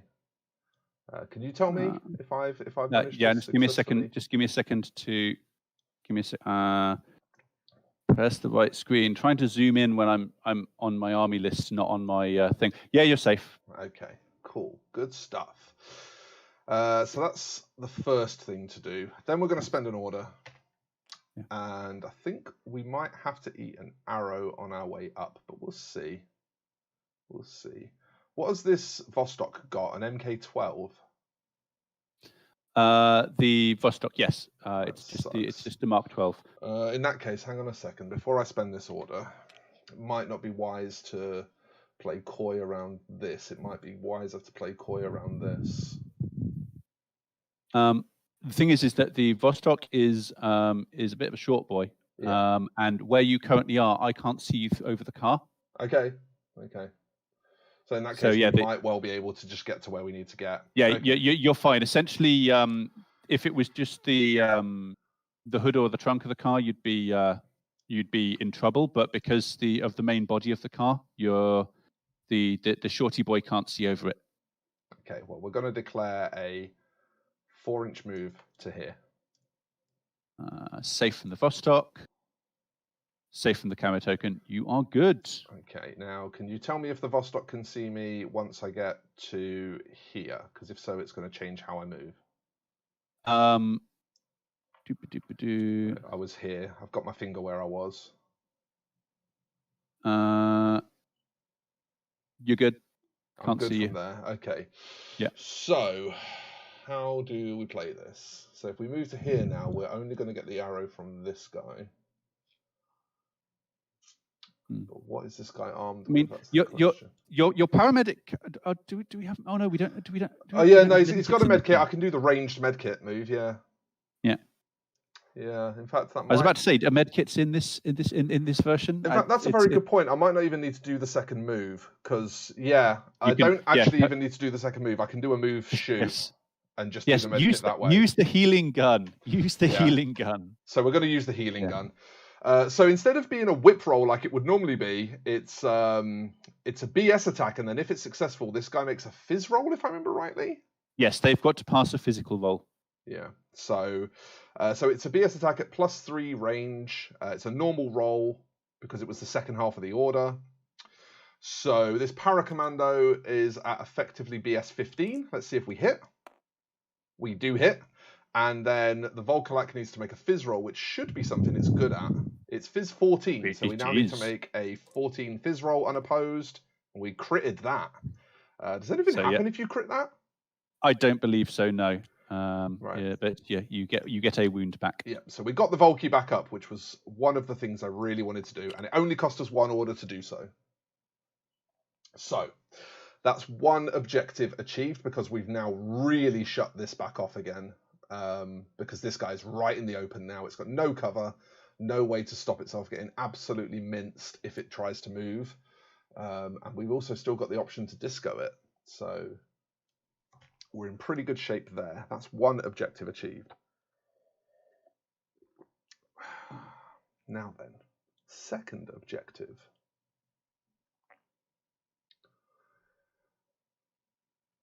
I am going to spend another paratrooper order, and I'm going to bring on another paratrooper. This one wants to come on over here, and it wants to be outside of the zone of control of that stupid poo-poo head. And I also want to be tucked in enough, because that Zond, that Vostok is actually looking over here. So I want to be tucked in enough that I miss the Vostok, but I also want to be outside of 8 of here if I can. Which, I mean, this is clearly outside of 8, so we're fine. Is this tucked in enough? Yes, so it can't see you. If you try and shoot it where you can see its butt, but you're within its forward arc, there's a weird interaction that means I do get to shoot back. Because essentially it stops some weird 3-dimensional, what's the word? Like Pythagoras theorem nonsense having to happen. So, yeah, it can't see you, but if you shoot it, it gets to shoot back. Does that make sense? It does. Okay. Yeah, the wall is in the way of its forward arc. Okay. And again, let's spend an order. And let's move up to here. Now, we're going up to the wall, which we definitely had enough movement to do. And we're going to then say, would you like to ARO? Yes, I would. I mean, we're coming into your zone of control anyway, so this is going to get to ARO anyway. So it makes no difference. Yep. I'm going to shoot you in the face. It's going to be bad range for that MK12. Yeah, I don't get much of a choice because my dodging is also pretty shocking. So I'd rather take the risk and try and kill you. Okay. So you're going to shoot back? Yep, going to shoot back. Cool. I have a boarding shotgun. Oh, no. Hit mode, or are you going to take the template? So hit mode is +6 at this range. Does this have any mimetism or anything? -9. What? So -6. Yeah, -6, sorry. Yeah, no, so you've got no cover to me. No cover. And I'm at +6 range. So I can either take 2 shots on my BS here. This is what I need to weigh up. I can take 2 shots on my BS, which is 12, and they're AP. But this, I don't think it's even that heavily armored, is it? Armor 3? Armor 3, so it's down to 2. So not great. Or I can just go blast mode and lay 2 teardrops over it. And hope I miss. Yeah, the only difference is that I won't get to cancel your shots back. But in regards to your shots back, I'm min -3, I'm in cover, and you're at bad range, and it's only an 11 BS model. So I'm pretty confident. I can shoot you before you get into cover on this turn only. So on this turn, I can hit you on the -6. I can take a route up into cover where it never gets a shot out. So yes, you can do that. So the intention is that it never gets a shot. In which case, it's at a 3. Yeah. We're having collision issues again. I actually, for some reason, can't nudge up to this building. I'm bouncing off it. I suspect it's the ladder. I think the ladder's coming out. The ladder's clipping is coming further out than the building. But yes, okay. The intention is to go straight up and then nudge across, which I had plenty of movement to do. Yeah, I'll take one on I'll take a shot on a 3. Okay. So I'm just gonna lay 2 templates over you and assume that your one roll and needing a 3 is gonna miss. Okay, so one roll needing a 3. Don't get it. Please don't get it. A 7. That was so close to a 2. Oh wow.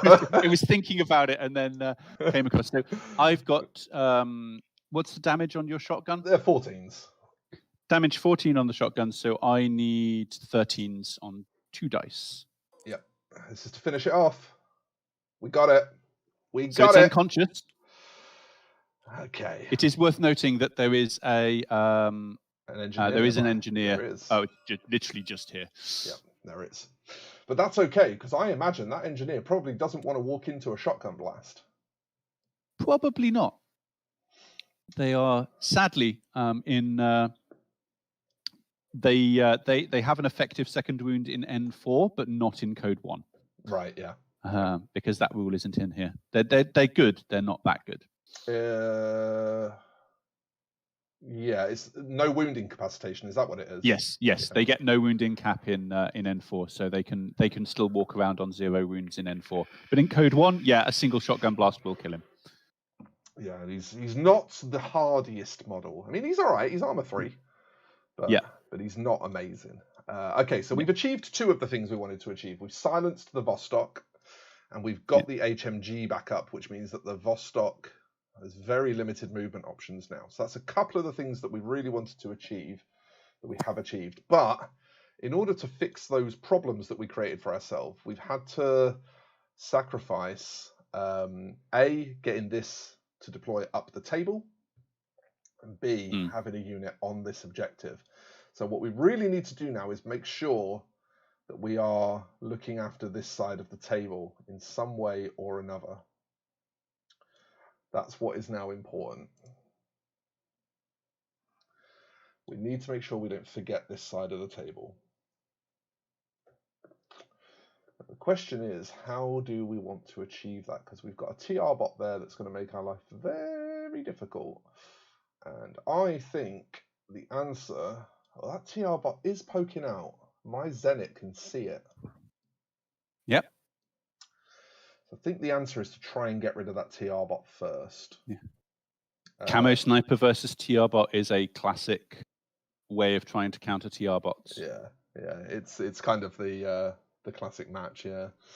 I think that's what we do first. So I don't think we're going to be able to move into any position that's going to give us a better shot. I think we're taking 3 for cover, but we are going to be at +3 range, I suspect, because sniper rifles are +3 at long range. So worst case scenario will be at 0, but I think we're going to be at +3. So I think we just go for it. I think we just go idle. I declare shoot back. Yep, and then we go shooty. So Zenit 7 is BS 12, and it's got an AP sniper rifle, which is +3 all the way up to 48 inches, 16 to 48. So I mean, we don't even need to measure that to know that it's. Yes. So the key thing there is whether or not the HMG is within 32, which it is. So it's still in its good range. So if you were, say, for example, back here and shooting, your sniper would then be putting my basically moving me from a +3 range to a -3 range, which massively changes the odds. So with the snipers, sometimes it may be better to deploy them a little further back. Right back, yeah, that's fair. But I have got -3 for cover, -3 for mimetism here, so it's. So I'm on -3 total. Okay, so I'm on +3, then -3, which puts me on straights of 12. Yep. And my AP sniper rifle gets 2 shots, I believe. Yeah, 2 shots. Yep. Yeah, so your 2 shots on 12s versus my 4 shots on 8s. Oh yeah, you've got total reaction as well, haven't you? Total reaction. Yes, that's the terrifying thing about these bots. Oh god. That's the worst luck ever.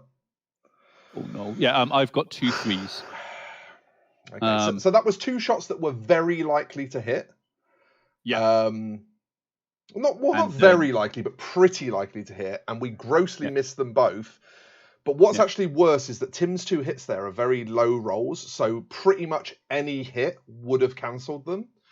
But instead, we're now in a position where we probably lose our sniper. She is armor 2, and she's in cover, but they are 15, so this is going to be 2 saves on 11s. Yeah. And the other thing, to observe for the. Okay. Yeah, fine. Tank it off. It's all good. So the other thing for the chat is that difference of if you had been, for example, behind this crate further back and had chosen to be there, those 3s would have missed because I'd have been rolling for 2s, not 8s. Yeah, absolutely. So catching people out of range is one of those sort of key things that really makes the edge in Infinity. It's not just about making sure you're in range. Absolutely. It's trying to get yourself in good range and your opponent in bad range is the sort of ideal. The interesting thing is, obviously, now we know this, but we also know that this is going to be more than a 4-inch move. So we can't even risk moving into this cover here. And besides which, if we move out of this cover, regardless of where we go, we still are going to just lose our cover bonus. So the best thing I can do here is flip another order and try and do exactly the same thing again. I actually had really good odds there. It was just a very bad roll. Yeah. So we're going to try and do exactly the same thing again. So 2 shots on 12s from me. I don't believe this. I absolutely don't believe my dice. And the bad news is that I've crit this time as well. So it's 3 saves this time. We're definitely 3 saves. Sniper now. Yeah. Well, sometimes the odds just don't look after you, No, they and that's don't. 3 saves again. Yeah, see, it's the thing, and that's the one thing about the heavy machine guns with the total reaction is that with 4 dice, your chance of one of them ending up being a crit is a lot better than a sniper's Absolutely, chances yeah. of getting a crit out of it. Yeah. So now I'm starting to get in a really difficult position here because I'm not scoring because I'm trying to set myself up to score, but it is only turn 1. So if I need to burn orders, I can. The problem is I also still need to do something effective with this guy.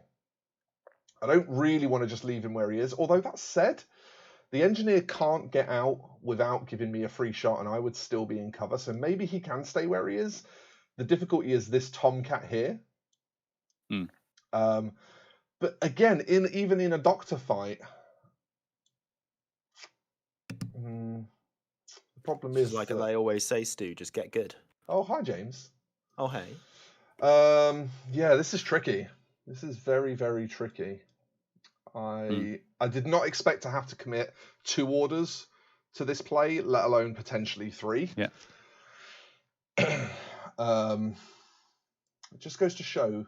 And the thing is, I can't even really claim this is bad luck because the missing is exceptionally bad luck, but I've also managed to get really unlikely saves twice in a row. So yeah, it's not like I'm just straight having only bad luck. I'm just having the bad luck exactly where I don't need it. Yeah. Okay. This is really tough now. I don't want to be in a position where this doctor can spank me. Nice. Well, nobody wants to get spanked by the doctor. Can you see the game, James? No. There's nobody broadcasting into the server. We are live. We're on YouTube right now. Oh, I'm sorry. So you can. No. I'm saying you can see the game if you go to YouTube. I can't broadcast it to both because it will just eat my CPU. Yeah, I'm not taking the risk of broadcasting. My internet connection is made of duct tape and wet string at the best of days. So yeah, I just want James to see how boned I am. Yeah.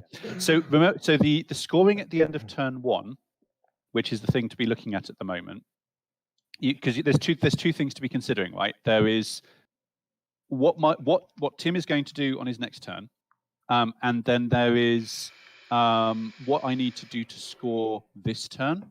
Well, you don't score these objectives turn by turn. You score them all end of game.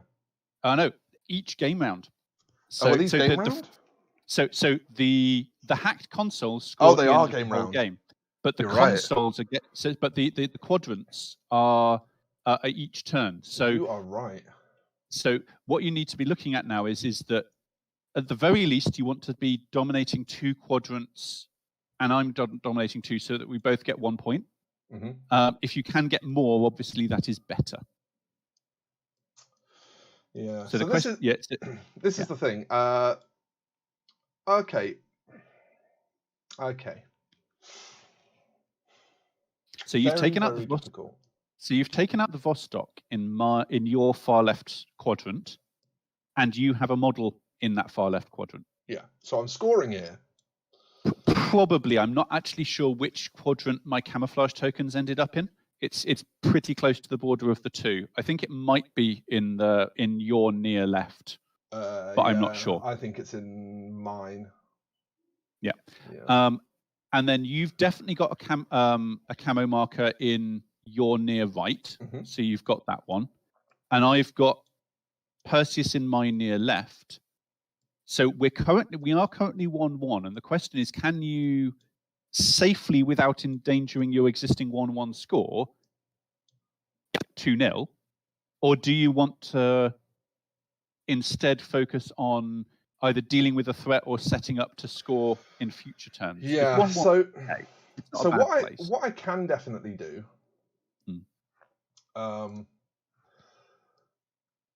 What I can definitely do is I could try and disco here. This is a min -3, but I'm not in awful range. I think I'm probably in disco 0 range. That's probably about 13 or 14 inches. So I can try and disco here, which will then allow me to shoot. And if I kill this, I take you off of scoring. Yeah, I mean, there's still my doctor to worry about, but it I don't know, because I'm not quite sure which of the I'm not sure which of the quadrants are I'm in on that one. I wasn't paying attention as to where the exact center line is. But if I can take you off scoring here, yes, definitely. Or if I can kill this, should I say, then I'm free to advance this up and take you off scoring that way by having, because this is definitely going to be a higher points cost than this doctor. Like, this is a 4-point model. Oh, definitely, yes. Yeah. Like, a drop doctor is pretty expensive. It's not that expensive. Yeah, exactly. So what's probably the play would be to kill this, or try and kill this, and then next turn move around here with my first order, attract 0 AROs because everything's unconscious that could see, and then move up into this cover and be in this quadrant. That's probably the play. So let's try that. I think you're right. I think obsessing over what's going to happen here is a way to lose myself the game. So we're going to activate this model and declare Discover as our first action, because you can declare Discover as a first action. Yeah. And I now need to make the decision as to whether I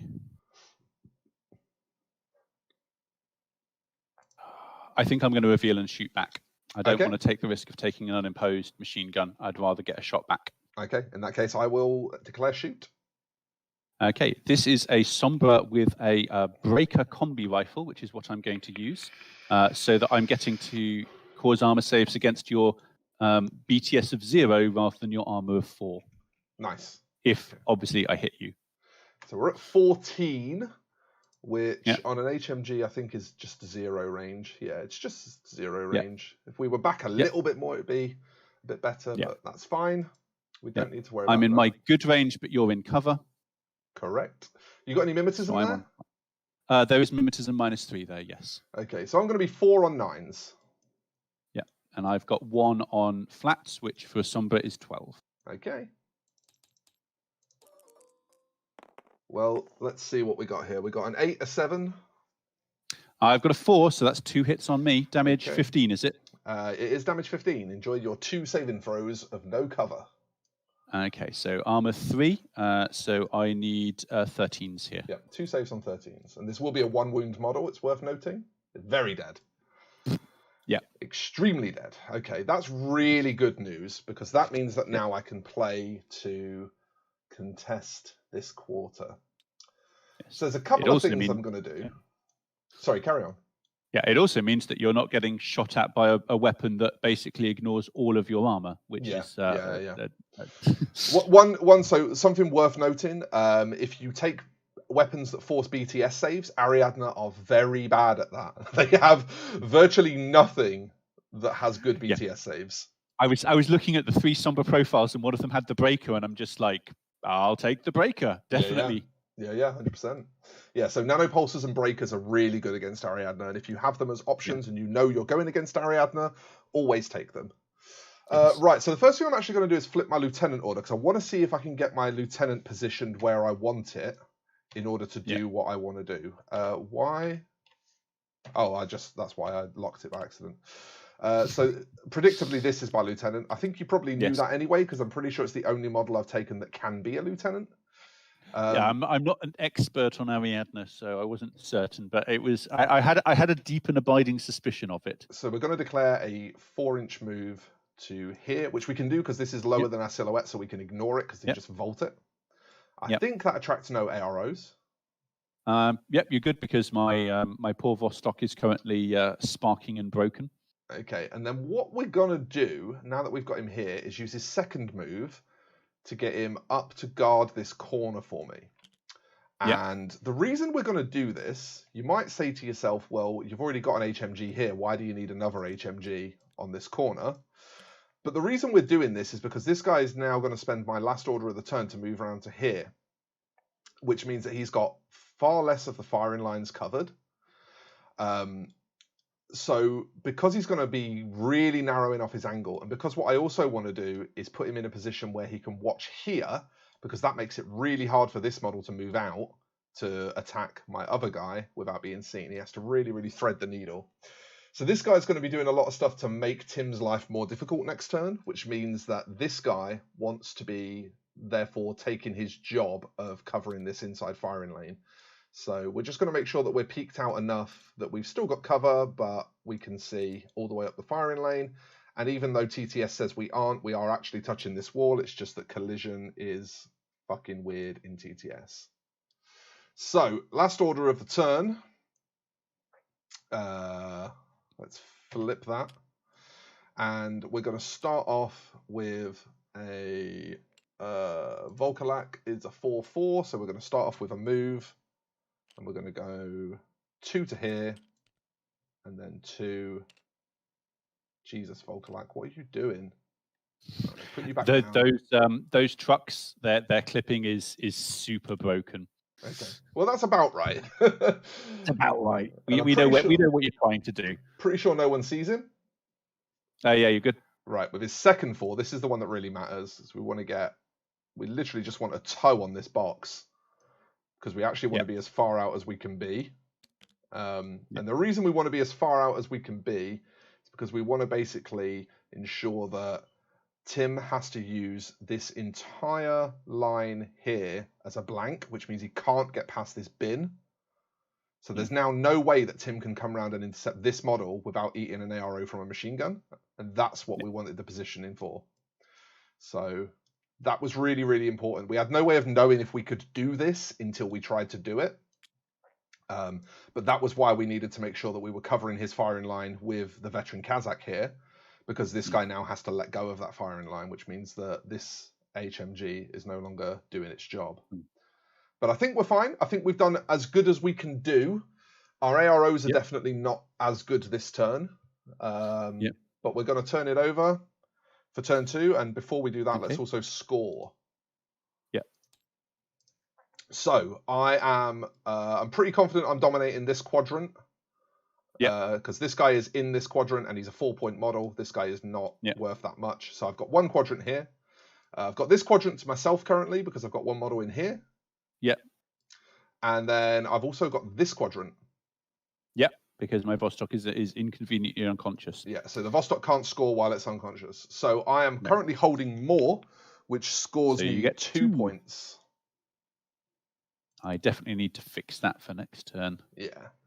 Getting another 2 points down is not something I can afford to do. Okay, so we're going into round 2, and this is probably going to be the really crucial round now. There's a chance for Tim to either do irreparable damage that I won't be able to come back from, or to fail to do that, and for me to get to just basically win the game by holding out.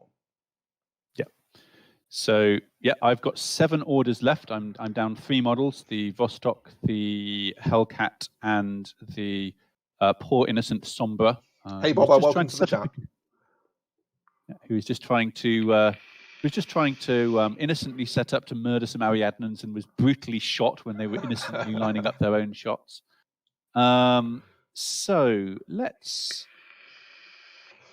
do some moving around and things. So I've got 7 orders and a lieutenant order, and let's do the lieutenant order first to make things simple. So my lieutenant is going to still touching the door. Come on! Oh, you're locked. That's why. Is going to.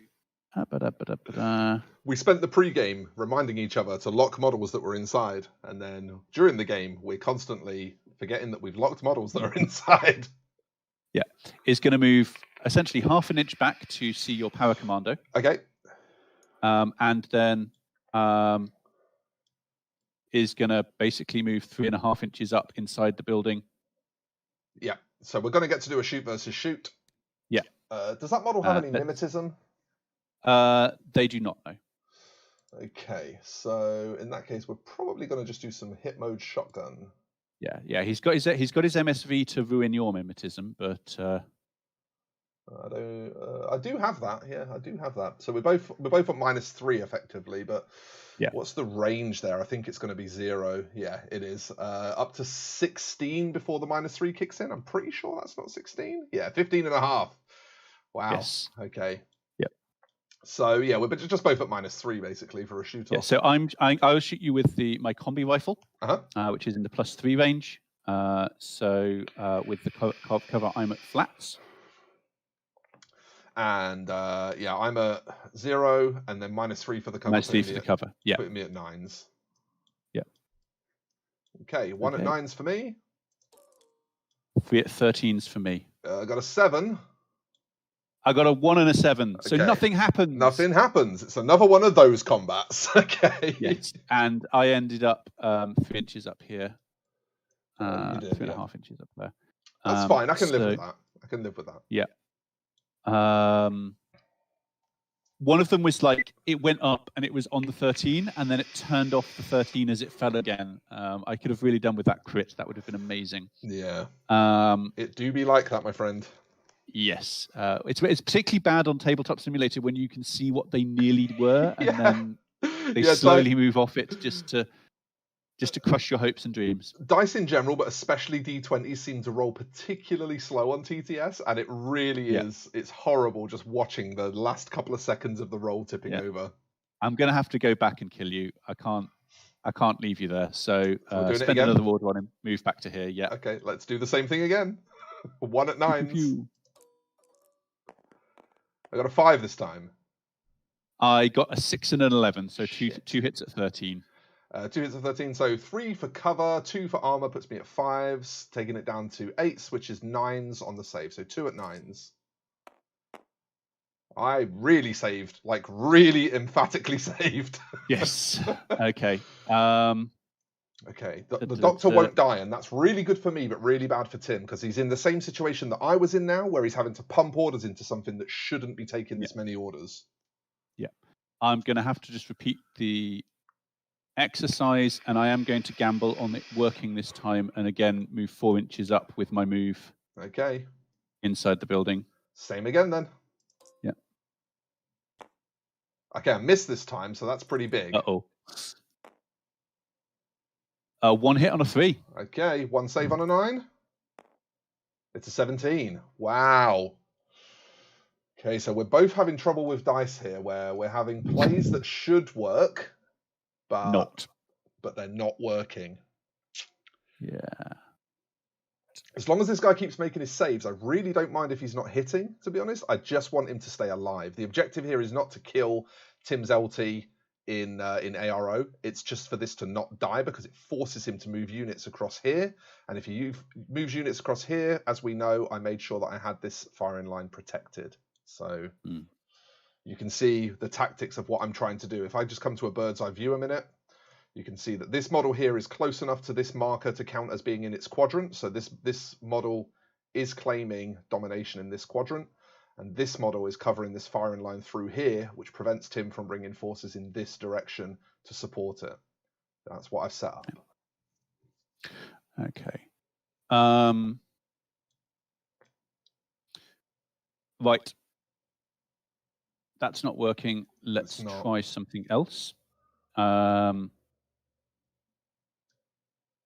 Activate the Tomcat. The Tomcat? The Doctor? The Doctor. Oh, is he going to risk it for a biscuit?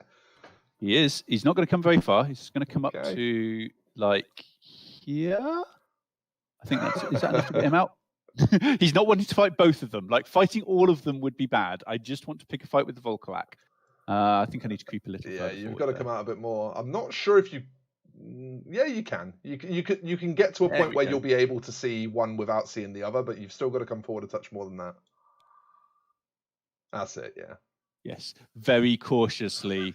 I think anyone who's paintballed or airsofted will know that. I know that guy's over there, and I'm going to creep very slowly forward until I can see them. So yeah, creep up to there. What would your Volkolak like to do?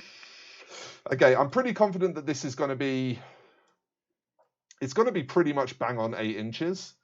So I think it's going to end up being 0 range. which is fine for taking an HMG shot. Let me just double check. So you're allowed to check the weapon profiles, but you're not allowed to pre-measure. So yeah, 8 to 16 inches is 0. And I feel fairly confident that this is going to be pretty much bang on at 8 inches. It's risky, but there's really no point in dodging here. I may as well take the shot back. So I'm gonna claim an ARO BS attack. Okay. I'm going to fire 3 combi rifle shots at you. Okay, let's check that range. Is it 8 inches? Moment of truth, it's 8.3 inches. Nice. So it's a 0. So -3 for cover for you, -3 for cover for me. Have you got any mimetism or anything here? No, the Tomcats don't. They're climbers. They've got climbing plus, but they don't have. So we're both just -3. You are in +3 range though, and I'm in 0 range. Yep. So mine's going to be 9s. Yours is going to be 12s. Yep. Okay. I rolled a crit. And I rolled a 3, so that's going badly for me. That's 2 damage, 15 saves, my friend. Ooh. Tank it. Wow. There we go. Averaged it out. Wow. So, that's a hard save that you just passed. I was mostly just curious as to whether I was putting an injured Tomcat down as unconscious or removing the model. That was my only curiosity. Yeah. Like you assume you're going to fail one of those. Yeah. Because what's the armor rating on the Tomcat? 1. Yeah, so you're basically rolling 15s there. No, because you've got the wall, so you're rolling 12s. Yeah. I am going to flip another order on the Tomcat. And I am going to get back into my corner. Okay. We're going to do the same rolls again then. Yep. So I'll take my 1 on 9s, and I'm guessing you're going to shoot at me. Yep, combi from me. I got an 8 this time, so it's still a good success. Oh, we got him. We got him. 1 on 15s, my friend. And he will go and be unconscious next to the dumpster. That's really important. That's potentially pivotal to the game. Yes. Right. I need to do something. Right. Okay. Let's go with Perseus. Okay. So Perseus is going to wake up. Percy is a scary man. So this model, in case you aren't aware, it has double pistols. Oh no, you've got the breaker profile. Okay, so this has a breaker that's +1 damage, which is actually even way worse. It's got heavy pistols as well. He's essentially an actual character hero who will run around and murder things. Yeah. So let's have him unlock, and he's going to run 4 inches. Oh, does he fancy some CC? He might fancy some CC if someone's willing to try it. So he's going to run to here. What would your camo token like to do? My camo token is going to... Now, do we want to surprise attack, close range, shoot? Because we can see we were poking out the door for that exact reason. This is an interesting one. Because I don't know how good you are. I know Not I'm bad. Pretty good. Let's see here. So I think we want to play this. Yeah, I'm going to BS attack. Ooh. I have surprise attack. You don't get the surprise in your reactive turn. I did not know that. I thought you only in your active turn you get surprise attack. Okay. Well, do you know what? It doesn't matter because. Are you locked? No, no, you're not locked. But you are now being a pest. Okay. You are in fact a chasseur with a flamethrower. Yeah. So I'm going to just lay a template on you. Okay. I am going to dodge because I like not being on fire. Okay. Bear in mind the dodging a template weapon is at -3. Dodging a mine is at -3. Dodging a template weapon, I believe, is at -3. Hang on a To the- second. Let To me. the rule book. Oh no, not that. That's Template from out of line of sight certainly is. Yeah. Well, this is the thing, is because you're coming from here, I can lay the template at a point where you can't see the model. Yeah, no, but it's the because it's all instantaneous. Within my move, there is a point at which I can see you.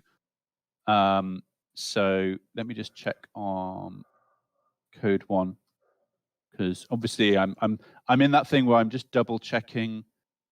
Oh, is the wiki playing up? Is that a thing? Is the wiki playing up? I've got the PDF up. Great. Yeah, the wiki's down. That's not useful. Amazing. So I have got the physical rulebook here, but things are going to be a little bit slower looking stuff up. Yeah. Let's see. Do not require BS roll to hit. Direct teardrop.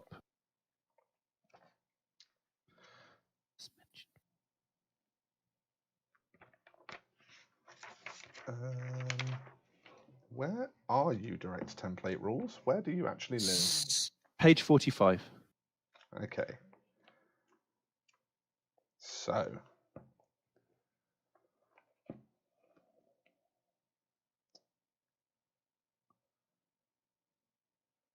Okay, troopers affected by a template weapon do not benefit from the -3 damage mod for partial cover. That's what it is. That's what I was thinking of.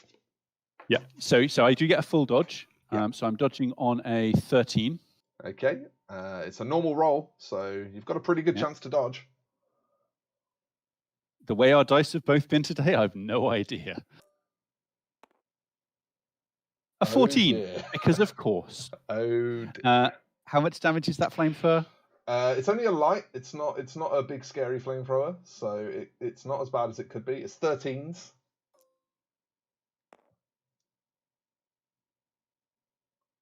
Yep, it's one of those days. Okay. Does flame keep on going in this edition? No, I don't believe on fire is a thing in this edition. Yeah. That's interesting. I didn't expect that to put him in his arse. So no, neither did I. Like I know that this model dodges well. Yeah. But at the end of the day, it's also a martial arts level 3 twin heavy pistol model. I don't really want it in close combat. Like no, you really don't. It would have been very, very brief. Yeah. So what I would have done continuous damage is a thing in this edition. Continuous damage is there, so I keep on going. Okay. 13. That's what I needed. So yeah, he's just unconscious. So yeah, he takes 1. So so what I would have done if this had have been my SAS, then I would have actually dodged into combat here. I would have ARO dodged and dodged into combat, because that's a much more even combat.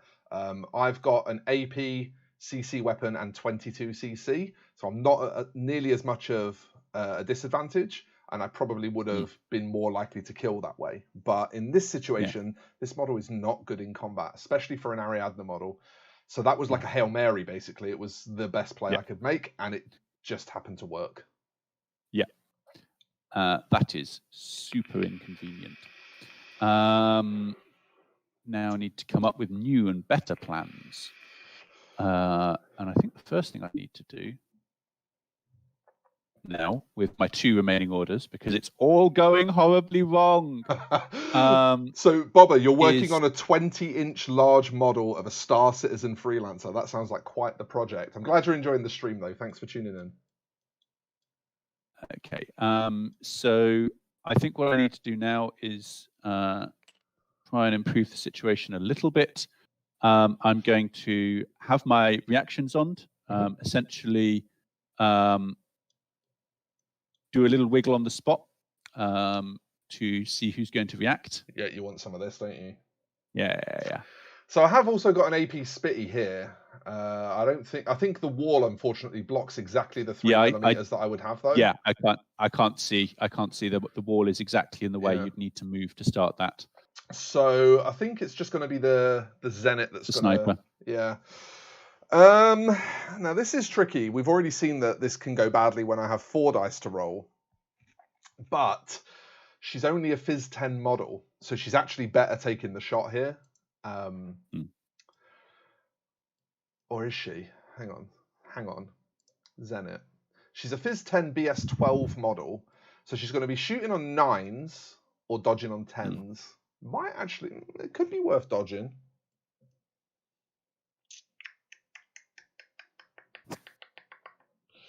It's kind of greedy, but the problem is that if her shots do hit back, it's really good for me. Like, really good for me. No, she's gonna shoot. Okay. I will shoot you. So I've got 4 dice on 8s. And you've got 1 on 9. On 9s, yeah. Well, I got a 10. Oh.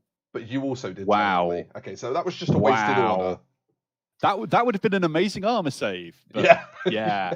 That did not go well, kids. Is it just me, or are we both generally rolling high today? Like, we're missing a lot on hit rolls, but we're saving a lot?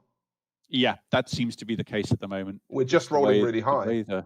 The way the luck is turning out this turn. Now, I'm torn between 3 things, which is moving Jazz up to get closer to the console and get into the scoring zone.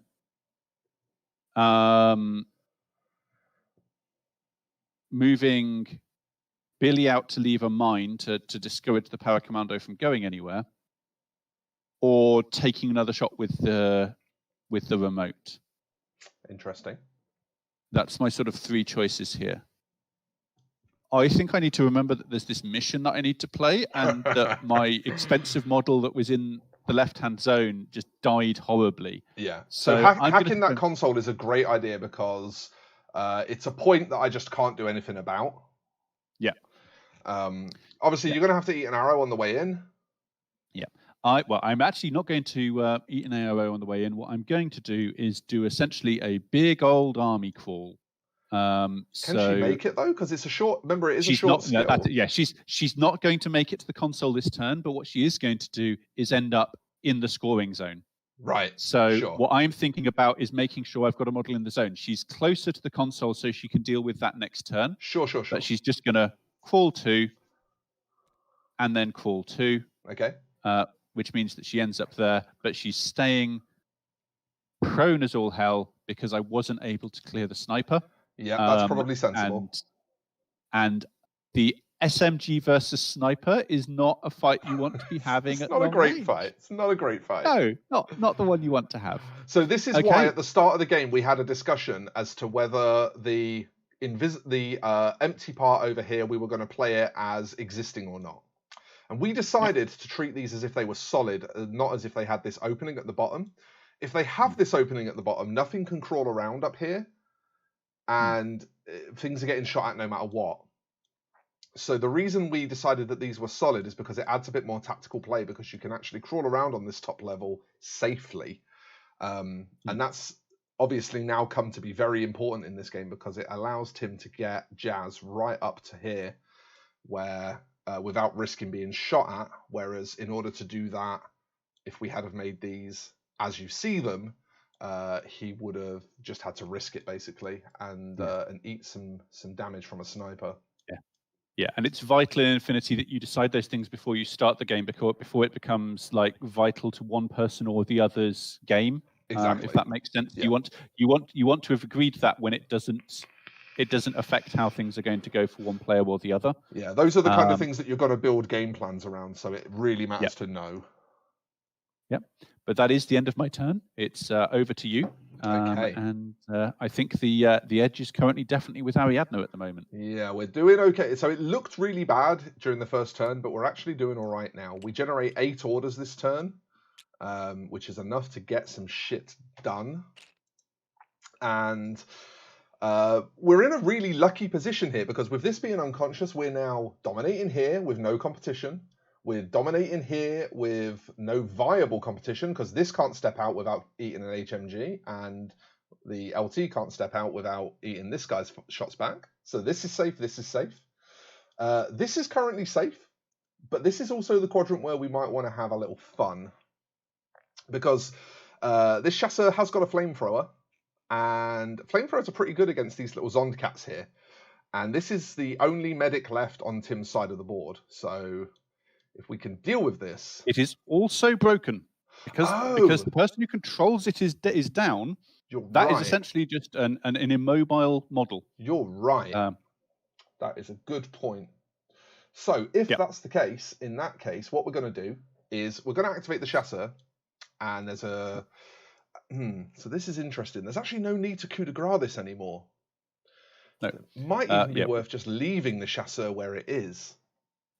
Yeah. We use a token in N4. We use the token called disconnected, which shows that the parent is down essentially. Yes, that makes sense. It's not broken. It's just it's not working anymore because the guy with the remote control box is currently bleeding and holding their guts in. So this is actually a really interesting turn because I kind of did it all in ARO. I kind of did everything I need to do in ARO. Which kind of it means we get to sort of play a little bit now. Yeah, I really needed that power commando to die to start to free up the table, and just they inconveniently passed a lot of armor saves. Right. So in that case, we get to have some fun. I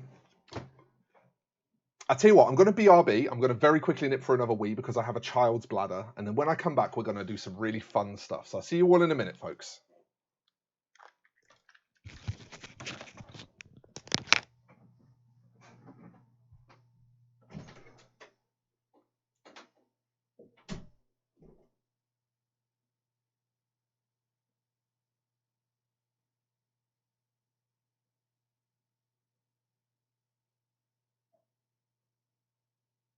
I have jumped into YouTube to see the chat if anyone has any questions about the game.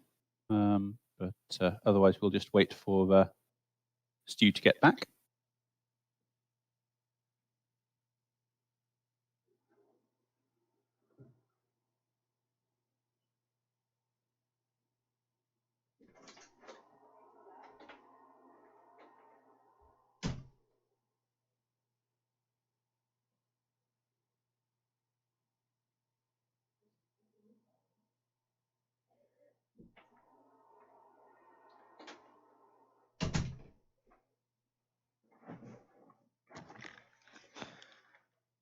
Right, I am back.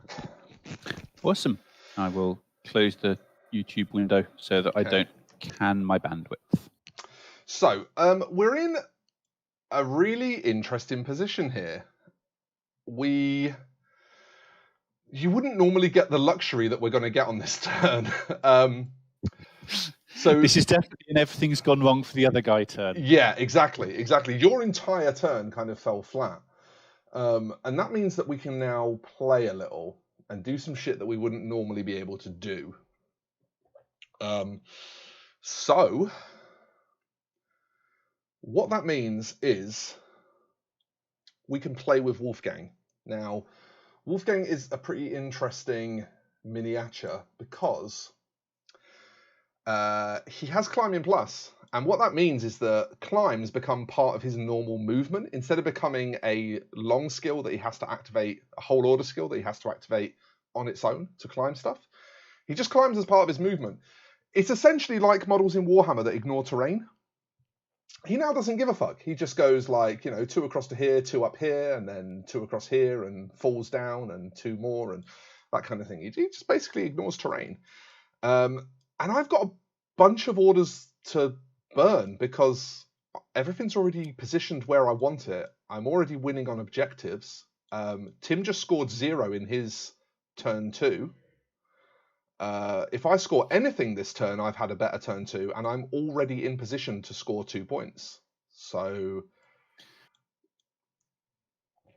if these dice weren't electronic, I'd probably be burning them. Yeah, it would definitely be a throw the dice away kind of game. But we may as well try and show you some fun shit that you can do. So what we're going to do is we're going to flip an order. And Wolfie Baby Chips and Gravy is going to run up these stairs. Come on, Wolfie. And I'm going to spin him around a bit. And I think that draws no arrows. Yep, you are good. Yep, you're definitely good. Okay, we're going to just change the state of this build in a minute, just to take the roof off it, because it's going to matter. Second move is another 4, so he's going to go to here. Yep. We're going to burn another order, and he's going to go 2.7 up to this ladder, and then the ladder itself is probably not enough for him to get in this move, so he's going to basically have to waste a bit of move, and then he's going to use the second move to get up on top. So I'm just going to pull him out of the building again in a minute and change the state of the building back to having its roof on it, and then pop him back up here, and this is where he ends up. And I believe he's... You are theoretically allowed to end your move halfway up the ladder, but it's such a faff. Most people don't bother unless it's super important, because it's a real faff. So I believe he still can't be seen by anything. Yep, you're good. Yeah, the Jazz is lying down, so can't see anything. So another order. Yep. And Wolfie Baby's going to go here. Yep. And then here. Yep. Okay. So I'm trying to get down to your lieutenant before I run out of orders. That's the plan, is to just Rambo Wolfgang up the board and kill your lieutenant. And I'm just trying to figure out what's the most efficient way of doing that. Because I don't think there's a ladder. Oh, there is a ladder down. There's a ladder down right here. And it goes all the way to the literally bottom. right down to where my lieutenant is. Yes. Right. So instead of ending that movement up here, we'll end it in the direction of this ladder instead. So we'll come back a touch, but we'll make sure we're on this ladder. Because now I can activate and basically use my 2/4/4 movements to get to the bottom of this ladder. Yeah. So I'll just pull him off the building again for a second and change the state of this building to 1. So the first one obviously wouldn't have been inside your Zoc. The second one would end inside your Zoc. And now we get to face off. Okay, so if you get a... So I've got 4 orders left. Yeah. Do you have stealth? It's not in Code 1. Oh, it's no stealth. So when you move into my zone of control, I do get 1 dodge before you get into line of sight. So, well, how tall are these ladders? That's what's going to matter. Let me just measure the height of these ladders. Change that to 3D. Right, so the ladders are 3 inches. So yeah, I would have been an inch down this ladder during my first order. Yeah, which actually means I've still got 2 inches of movement left here, but it also does mean that you get a dodge. So I would have been in your Zoc for you to get a dodge. Yeah. I will roll my dodge. It worked. It actually worked. So let me finish my 2 more inches of movement, because that is going to matter. So I'm coming, obviously, to get close to you. Yep. And now you can take your dodge. And then we decide where we are for the next activation. Have a quick look at his profile. So CC22, dual action CC weapon, para CC weapon -6, martial arts level 3. Okay. So my Grenzer will dodge. Oopsie daisy. Locked in that way. Oop. 2 inches to try and get into cover, because there's no way he can get out of being stabbed next turn. But I think Billy can see you when you've moved that 2 inches. But Billy doesn't have a gun, so it's not too important. But Billy is going to place a mine. Okay. So remember the way, this is probably less important for you, but it will be important for the viewers. Mines cannot detonate unless they can draw the template to the enemy model without touching a friendly model. So this is, also the mine has to be in base to base with Billy. Yes, I'm about to do it there. I was just pulling it out rather than doing Sorry, it. I'm saying as much for viewer benefit as you know. Absolutely. I'm not really reminding you. I'm mostly just telling viewers. Yes. So when this tries to detonate, it gets a teardrop template, and as long as I play things correctly, I should be able to get into a position now where I can get into base to base, and this can't touch me without touching the Grenzer, which means it's not allowed to detonate. So my objective here was to Rambo all the way up and kill the Grenzer, and I should get to do that. Okay, so flip another order, and this is where we find out what happens. I know that I've got the distance because like it's 2.6 direct, so it's like one. It's like 2 to get to the edge, 2.5 to get to the edge. Yeah. And this is probably the point where you want to see if this can. Yeah. Can Let's get a template now. I found the easiest way of doing this in Tabletop Simulator. Actually, do you know what, Tim? We don't even need to check. It definitely can. It 100% can. Okay, there we go. Yeah, because you can do it on any edge. Yes, so I can go essentially towards that edge of you. But yeah, for as a top tip for awkward. Oh, they've made it so it clips through buildings now. It used to not do that. Yeah. But essentially, because the shadow is actually 2D, it's really useful to just use the shadow to work out what the actual template position is. Correct. Yeah. If that makes sense. But yeah, okay, yeah. So you're taking a mine.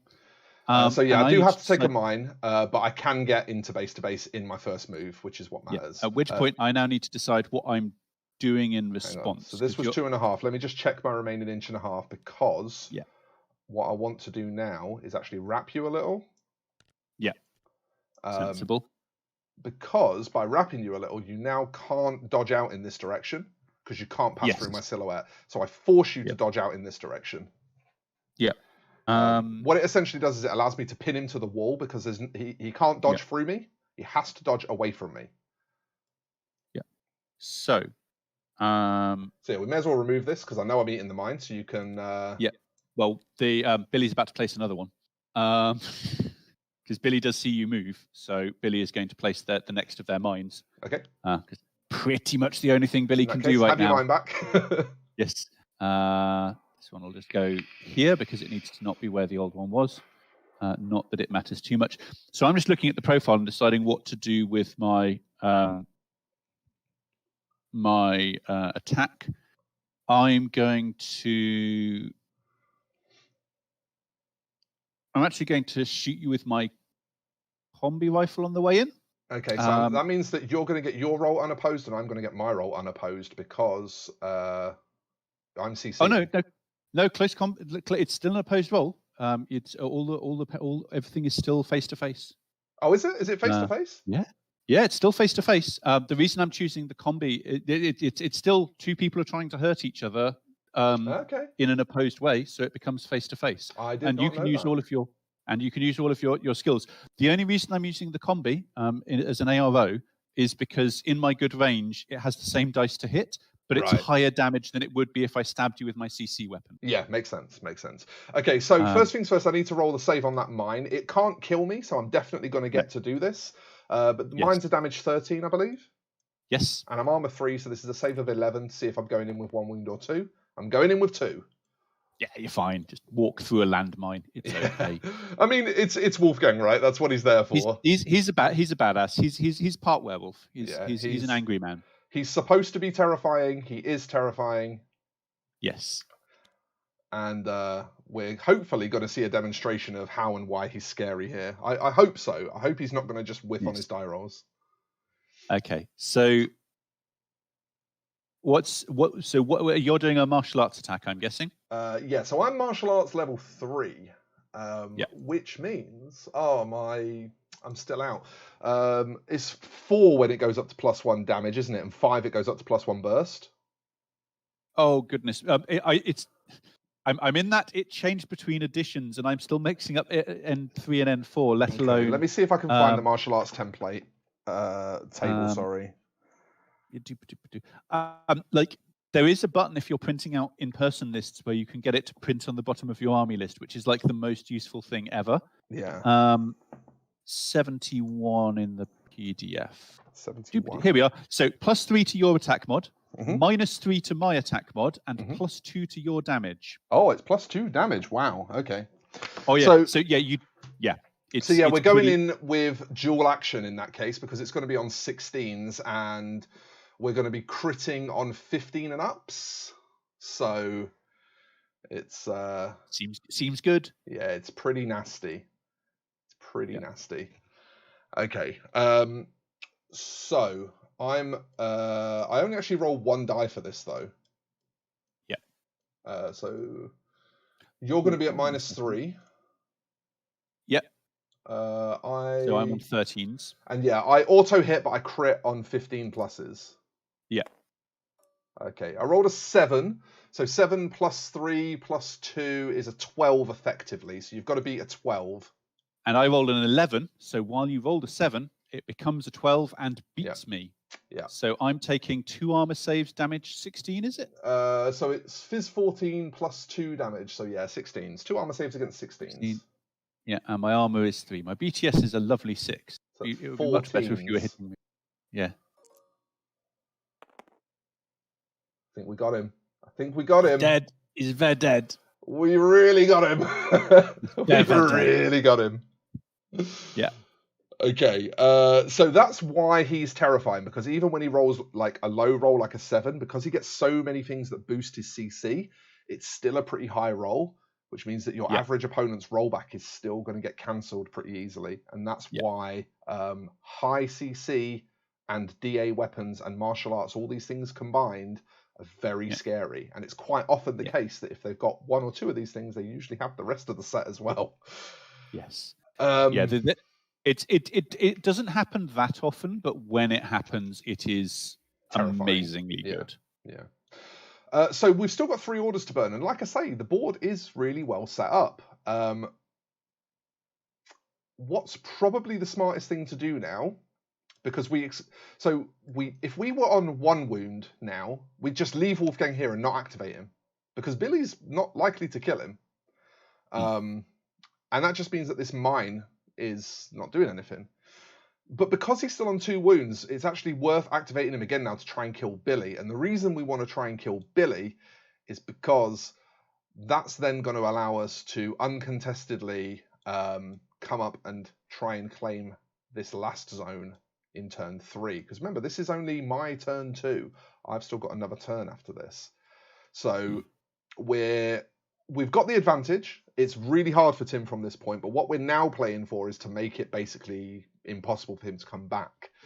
And we may as well try and take that advantage if we've got it. So I'm going to activate Wolfgang again.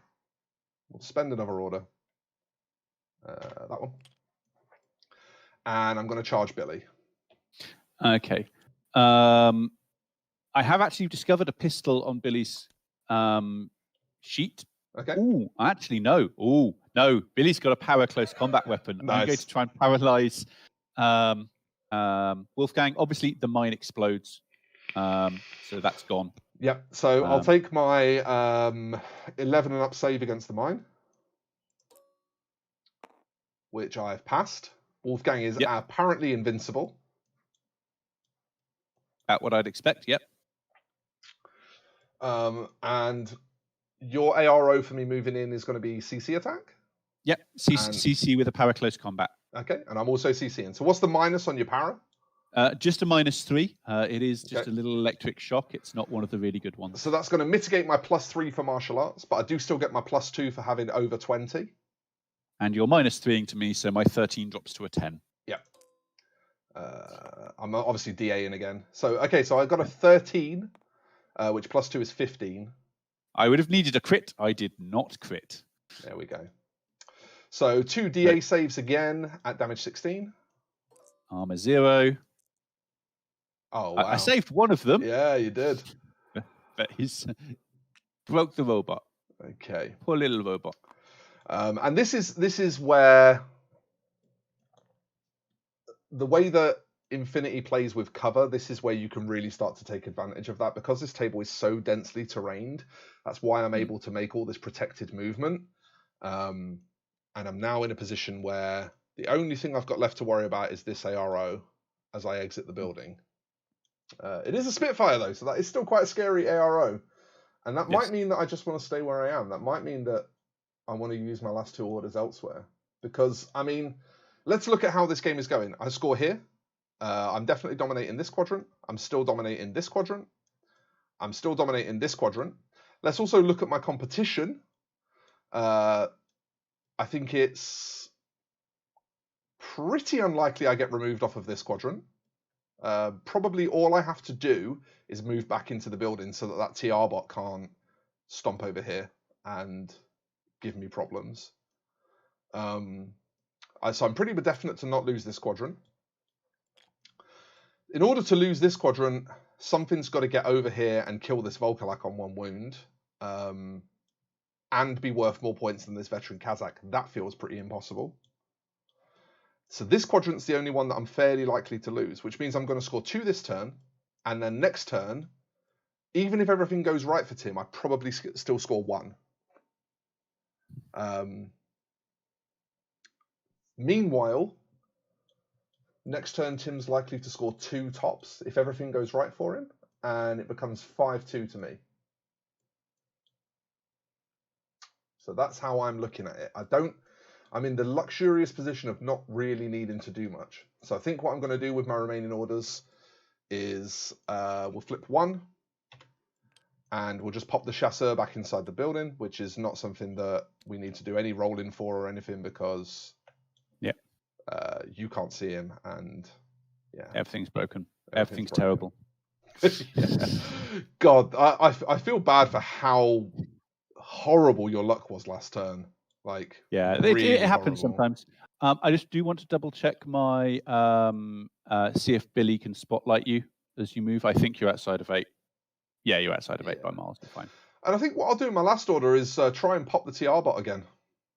Okay. Because I think that kind of seals the game for me, right? If I can kill the TR bot. If the TR bot's down, I am stuffed. Yeah. Okay, so let's flip the last order and let's take 2 shots at the TR bot. Zenit is BS 12. We are in +3 range for the weapon. I believe we are in +3 range for the weapon. And then the model is -3 for cover and -3 for mimetism. Or just -3 for cover? Just -3 for cover. It's only combined who get -3 for mimetism on their reaction remotes. Right. Because the aliens have better technology than us humans. But you're just on that. So that puts me at 9s, and I'm guessing you're going to shoot back. Yes. Which is going to be 1 at 11s. 4 because I'm a total reaction. Oh, you're a total reaction, yeah. So 2 at 9s versus 8s because I've got good range, but cover and cover. Yeah, cover and mimetism. Okay. So 2 at 9s versus 4 at 8s. You ready to do it? Yeah. I missed. That's terrible. I 3 hit and a crit. So 3 hits. 2 armor, 3 BTS puts it at 11s, 3 saves at 11s. She's got to die now, surely. Oh my god, how does this keep happening? How does this keep happening? Every time we have this exchange, I miss, even though I've got pretty good odds to at least get 1 hit. Yeah.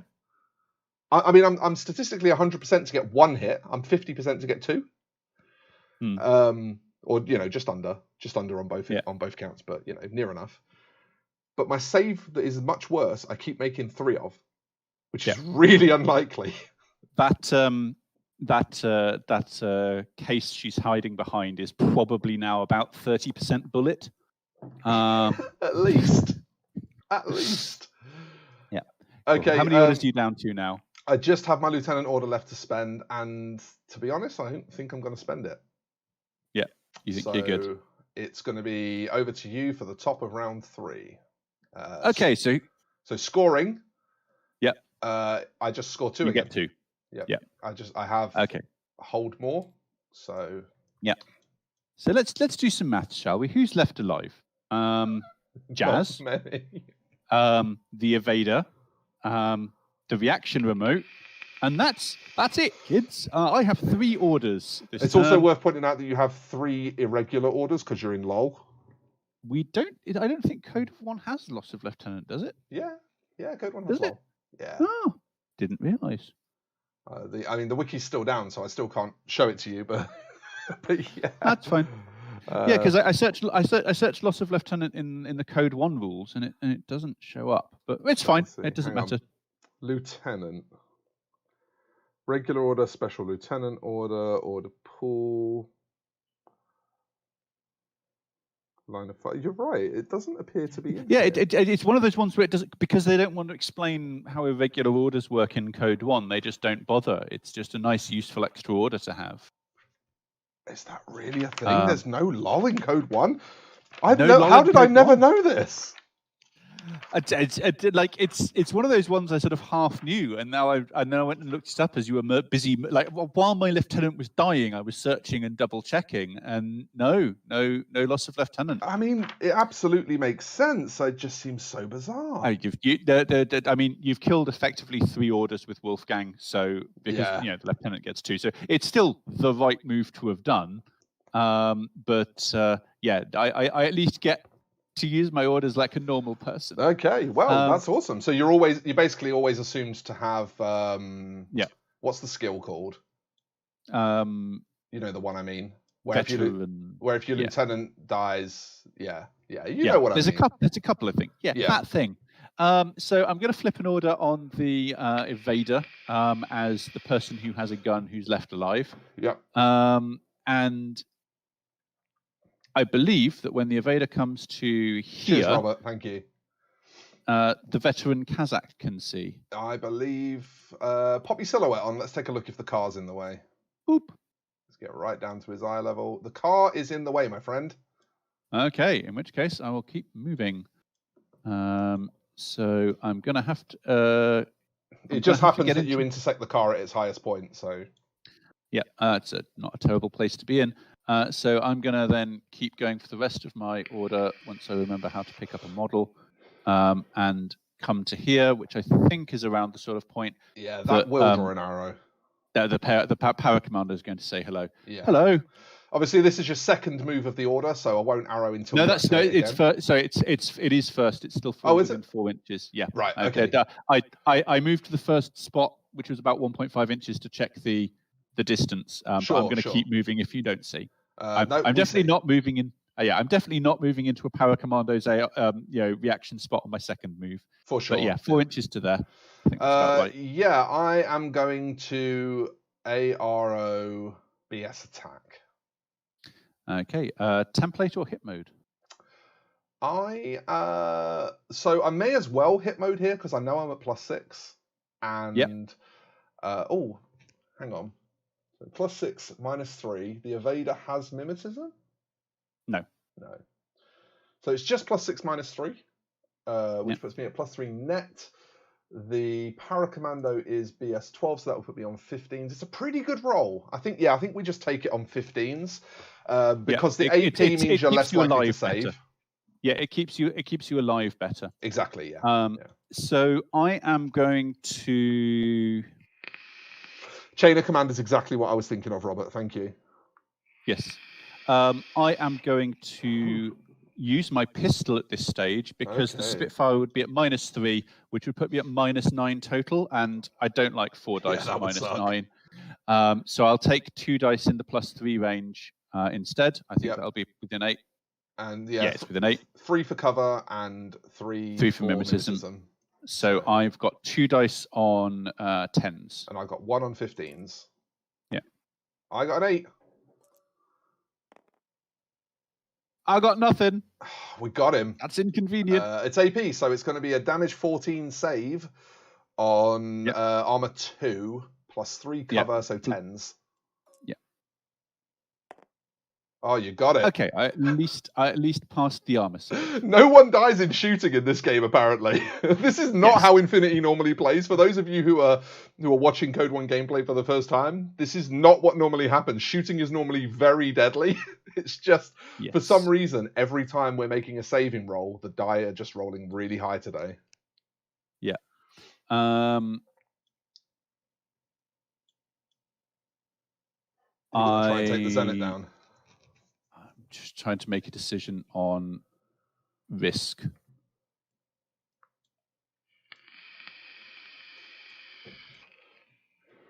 Yeah, I'm going to have to take the risk. So I'm going to activate the reactions on.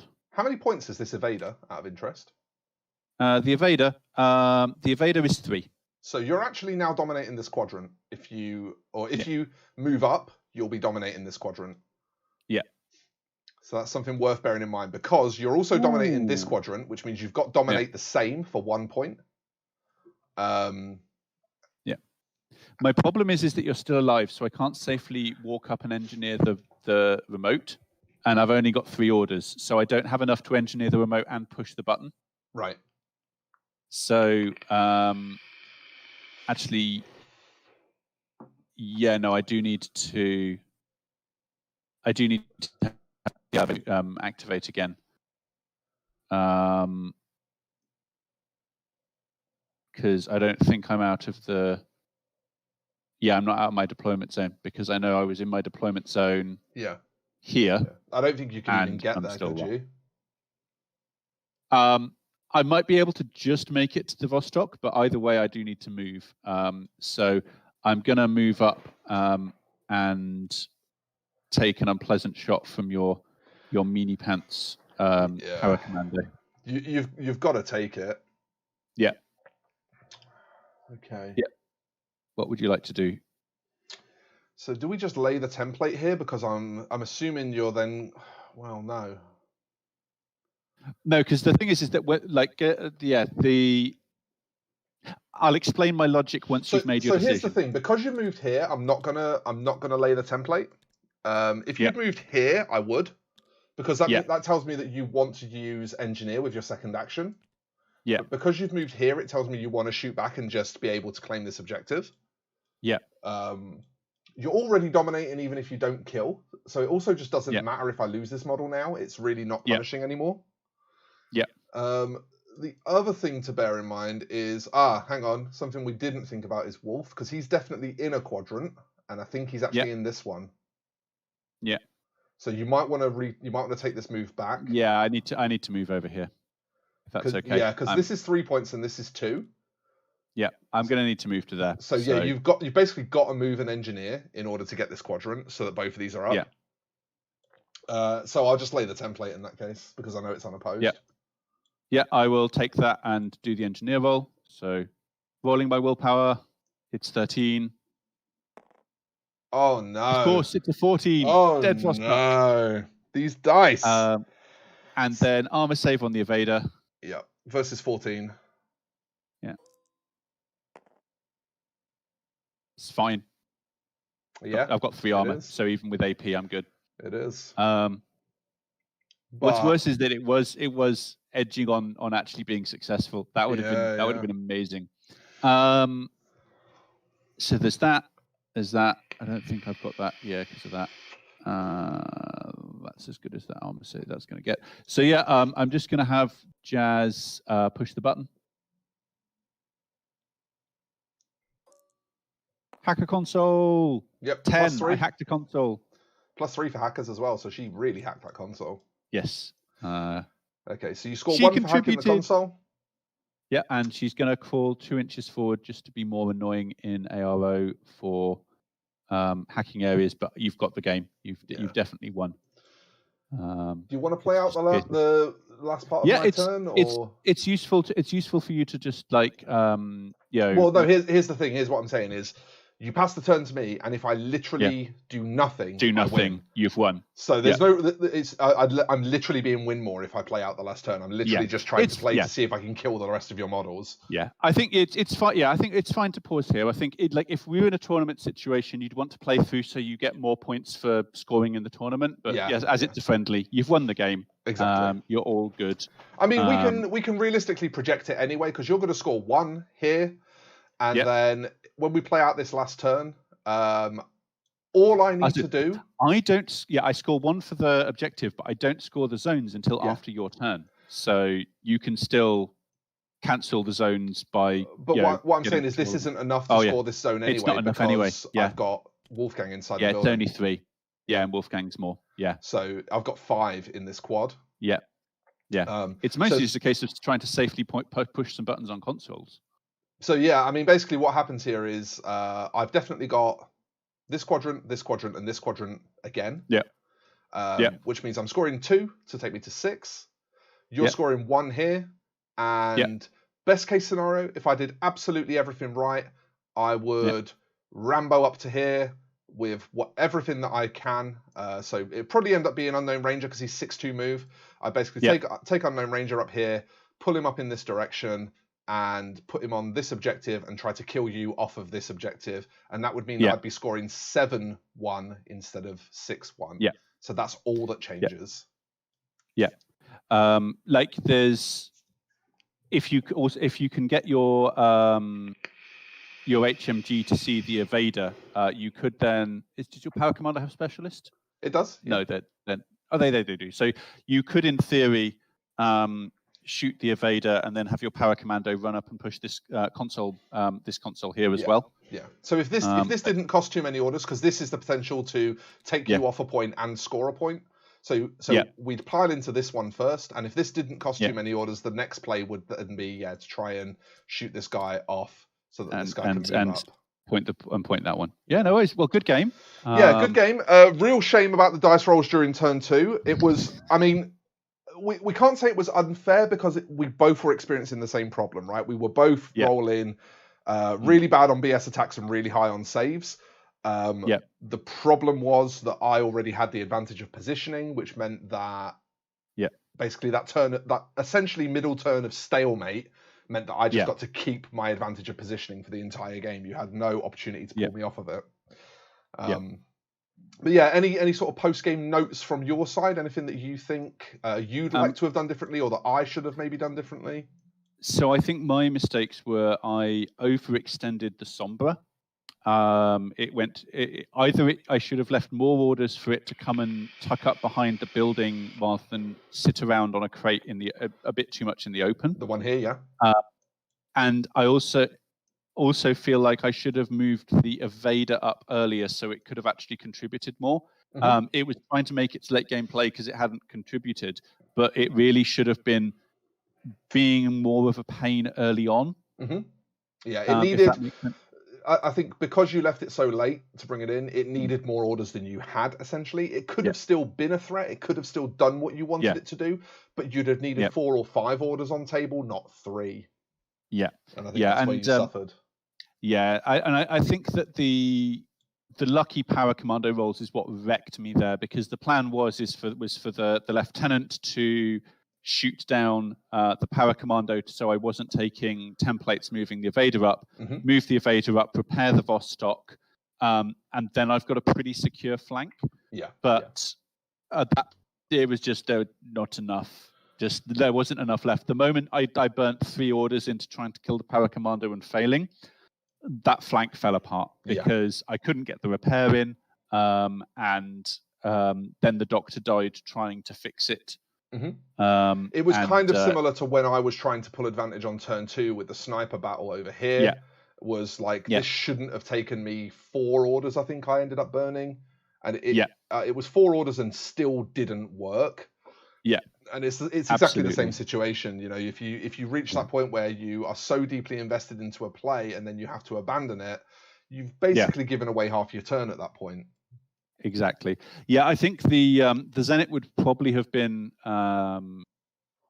better off in the AOO front by she should have been being here. further back.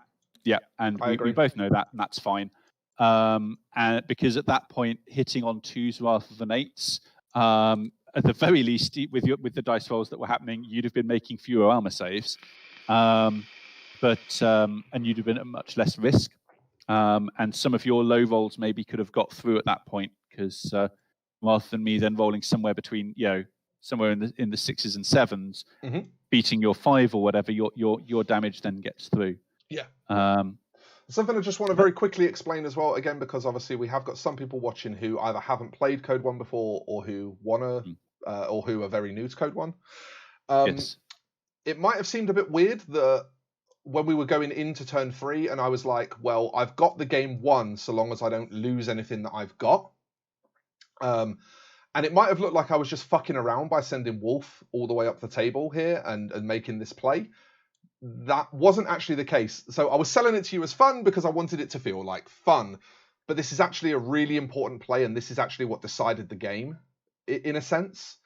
Because I saw that I had an opportunity here to put Wolf into this combat and deny you 3 orders, which would mean that if all I'm trying to do is hold out and not lose anything, if I can use 1 model to take 3 orders off of the table, and the biggest risk potentially that I would face is losing an order, then that makes it so much more doable for me to just maintain the advantage I had and to not throw the game away. And so that was where this idea to send Wolfgang up came from. Is I looked at the board and I realized none of my positioning had to change. I didn't have to do anything. Like, This tuck in here wasn't necessary. It was playing it safe, just in case the reaction bot decided to get a bit saucy. On this side, I had the board completely locked down because this is unconscious and this is stopping anything from getting to it. And over here, this was the only part of the board we were going to end up playing for. I knew that this was the only part of the board we were going to end up playing for because I couldn't really affect this part of the board. And so what became critical was to make this as hard for him as possible. And the way to do that is to take orders off of him. So whilst this looks like a completely unrelated part of the game that doesn't involve anything else that's going on, this was actually pivotal because it took 3 orders off of him and made this so much harder to achieve. So that's something really important to think about when you're playing Infinity, is that sometimes you can affect the part of the game that you really need to affect by not even interacting with it, but just by taking as many orders off the table as you can. Yeah, I had a classic game actually where at the last N4 tournament I was at, where there was essentially a really effective heavy infantry character and friends running around murdering all my things, and I didn't go after him. I went and shot all the Fusiliers who were giving him orders to death. Yeah. To mean that he could do less damage rather than try and actually take him down. Yeah, exactly. You kill those models that are firing with like 1 BS11 shot and have 1 armor and 1 wound, instead of going after that 4 armor BS13, heavy infantry model. And every time you kill a model, that big model that's doing all the damage becomes that little bit less effective. And that's one of the really interesting play lines in Infinity that it's important to be able to spot early on to improve at the game, I think. It's something that I certainly felt was very important to concentrate on. It's very much a game of resource management, and looking at how you can serve your resources and inhibit your opponents is a key part of the game. There you have it. So that's 25 points of Code 1 Domination. Domination's actually my favorite mission as well, because I think it encourages you to do the most different stuff. I think it's the mission that asks for the most diverse lists. So yeah, it was really, really interesting. Thank you so much, Tim, for coming on the show as well. Obviously, I've kind of wanted to play you for a couple of weeks now since you joined the community, so having an opportunity to do so has been really good fun, and I'm really glad that you decided to come on. Do you want to plug the blog before you go? Sure. I have a blog at the Responsible Ones Wargaming blog. It's a blog spot. Just Google Responsible One Wargaming and you'll find it. It's mostly a picture of random miniatures I've painted, or me coming up with flimsy excuses as to why I haven't painted anything this week. But it does occasionally talk about Infinity. I sometimes write up battle reports on there, for those who like their reading rather than their videos. There you go. And it's good fun. I do enjoy a good wargaming blog. I think it's nice to be able to sort of get into the minds of other wargamers and see what their motivations and triumphs and tribulations are. I wonder if you'll end up writing about this game. I wonder. I think it's I might mention it and plug it across, but it's I'm not going to just pretend that the trauma didn't happen. I'll give a shout out. It'll be interesting. Actually, I've just got a week off now, and I'm about to essentially do a blitz of all the random miniatures I bought at Salute. I did a big circuit trying to buy a lot of like the smaller, newer companies' miniatures. Nice. So if you go to my blog at the moment, as of late November, that's currently one of the more recent posts. Obviously this will now remain for ages, and there may be new things going on, but yeah, I've got the week off and I'm planning on doing a bit of painting and hopefully get some of those painted up, and there will be pictures of painted models rather than models that I've purchased in boxes, because painted models are much better than boxes. Great stuff. So there you go. Check out Tim's blog. Google The Responsible One. And of course, don't forget to, subscribe to the channel if you're new here, to like this video so that more people see it. And you can also grab me on Patreon if you're interested in doing so. There will be a link in the description of this stream, but it's patreon.com/thatmrshy, where you can come join us in the Wholesome Degenerates and actually play on these Saturday streams. So that's a fun thing that you can do if you wish to do it. It's a great little Discord community, and it's only £1 a month to get access to that and a lot of other stuff. But with all that said, I think it's time to go now. So again, thank you one last time, Tim. Really appreciate you coming on. Very enjoyable game. Sorry it was a bit of an unlucky, dicey one. That is, it's a bit of a shame when that happens. It's, you know, it's always a bit more fun to show a very tight game, but there's not much you can do about it when it happens. It happens sometimes, and it just means that it's a good excuse for a rematch in a couple of months' time. Exactly. And that's definitely a thing I want to do is do the rematches with people that have previously been on the show. So, folks, thank you for watching, and I'll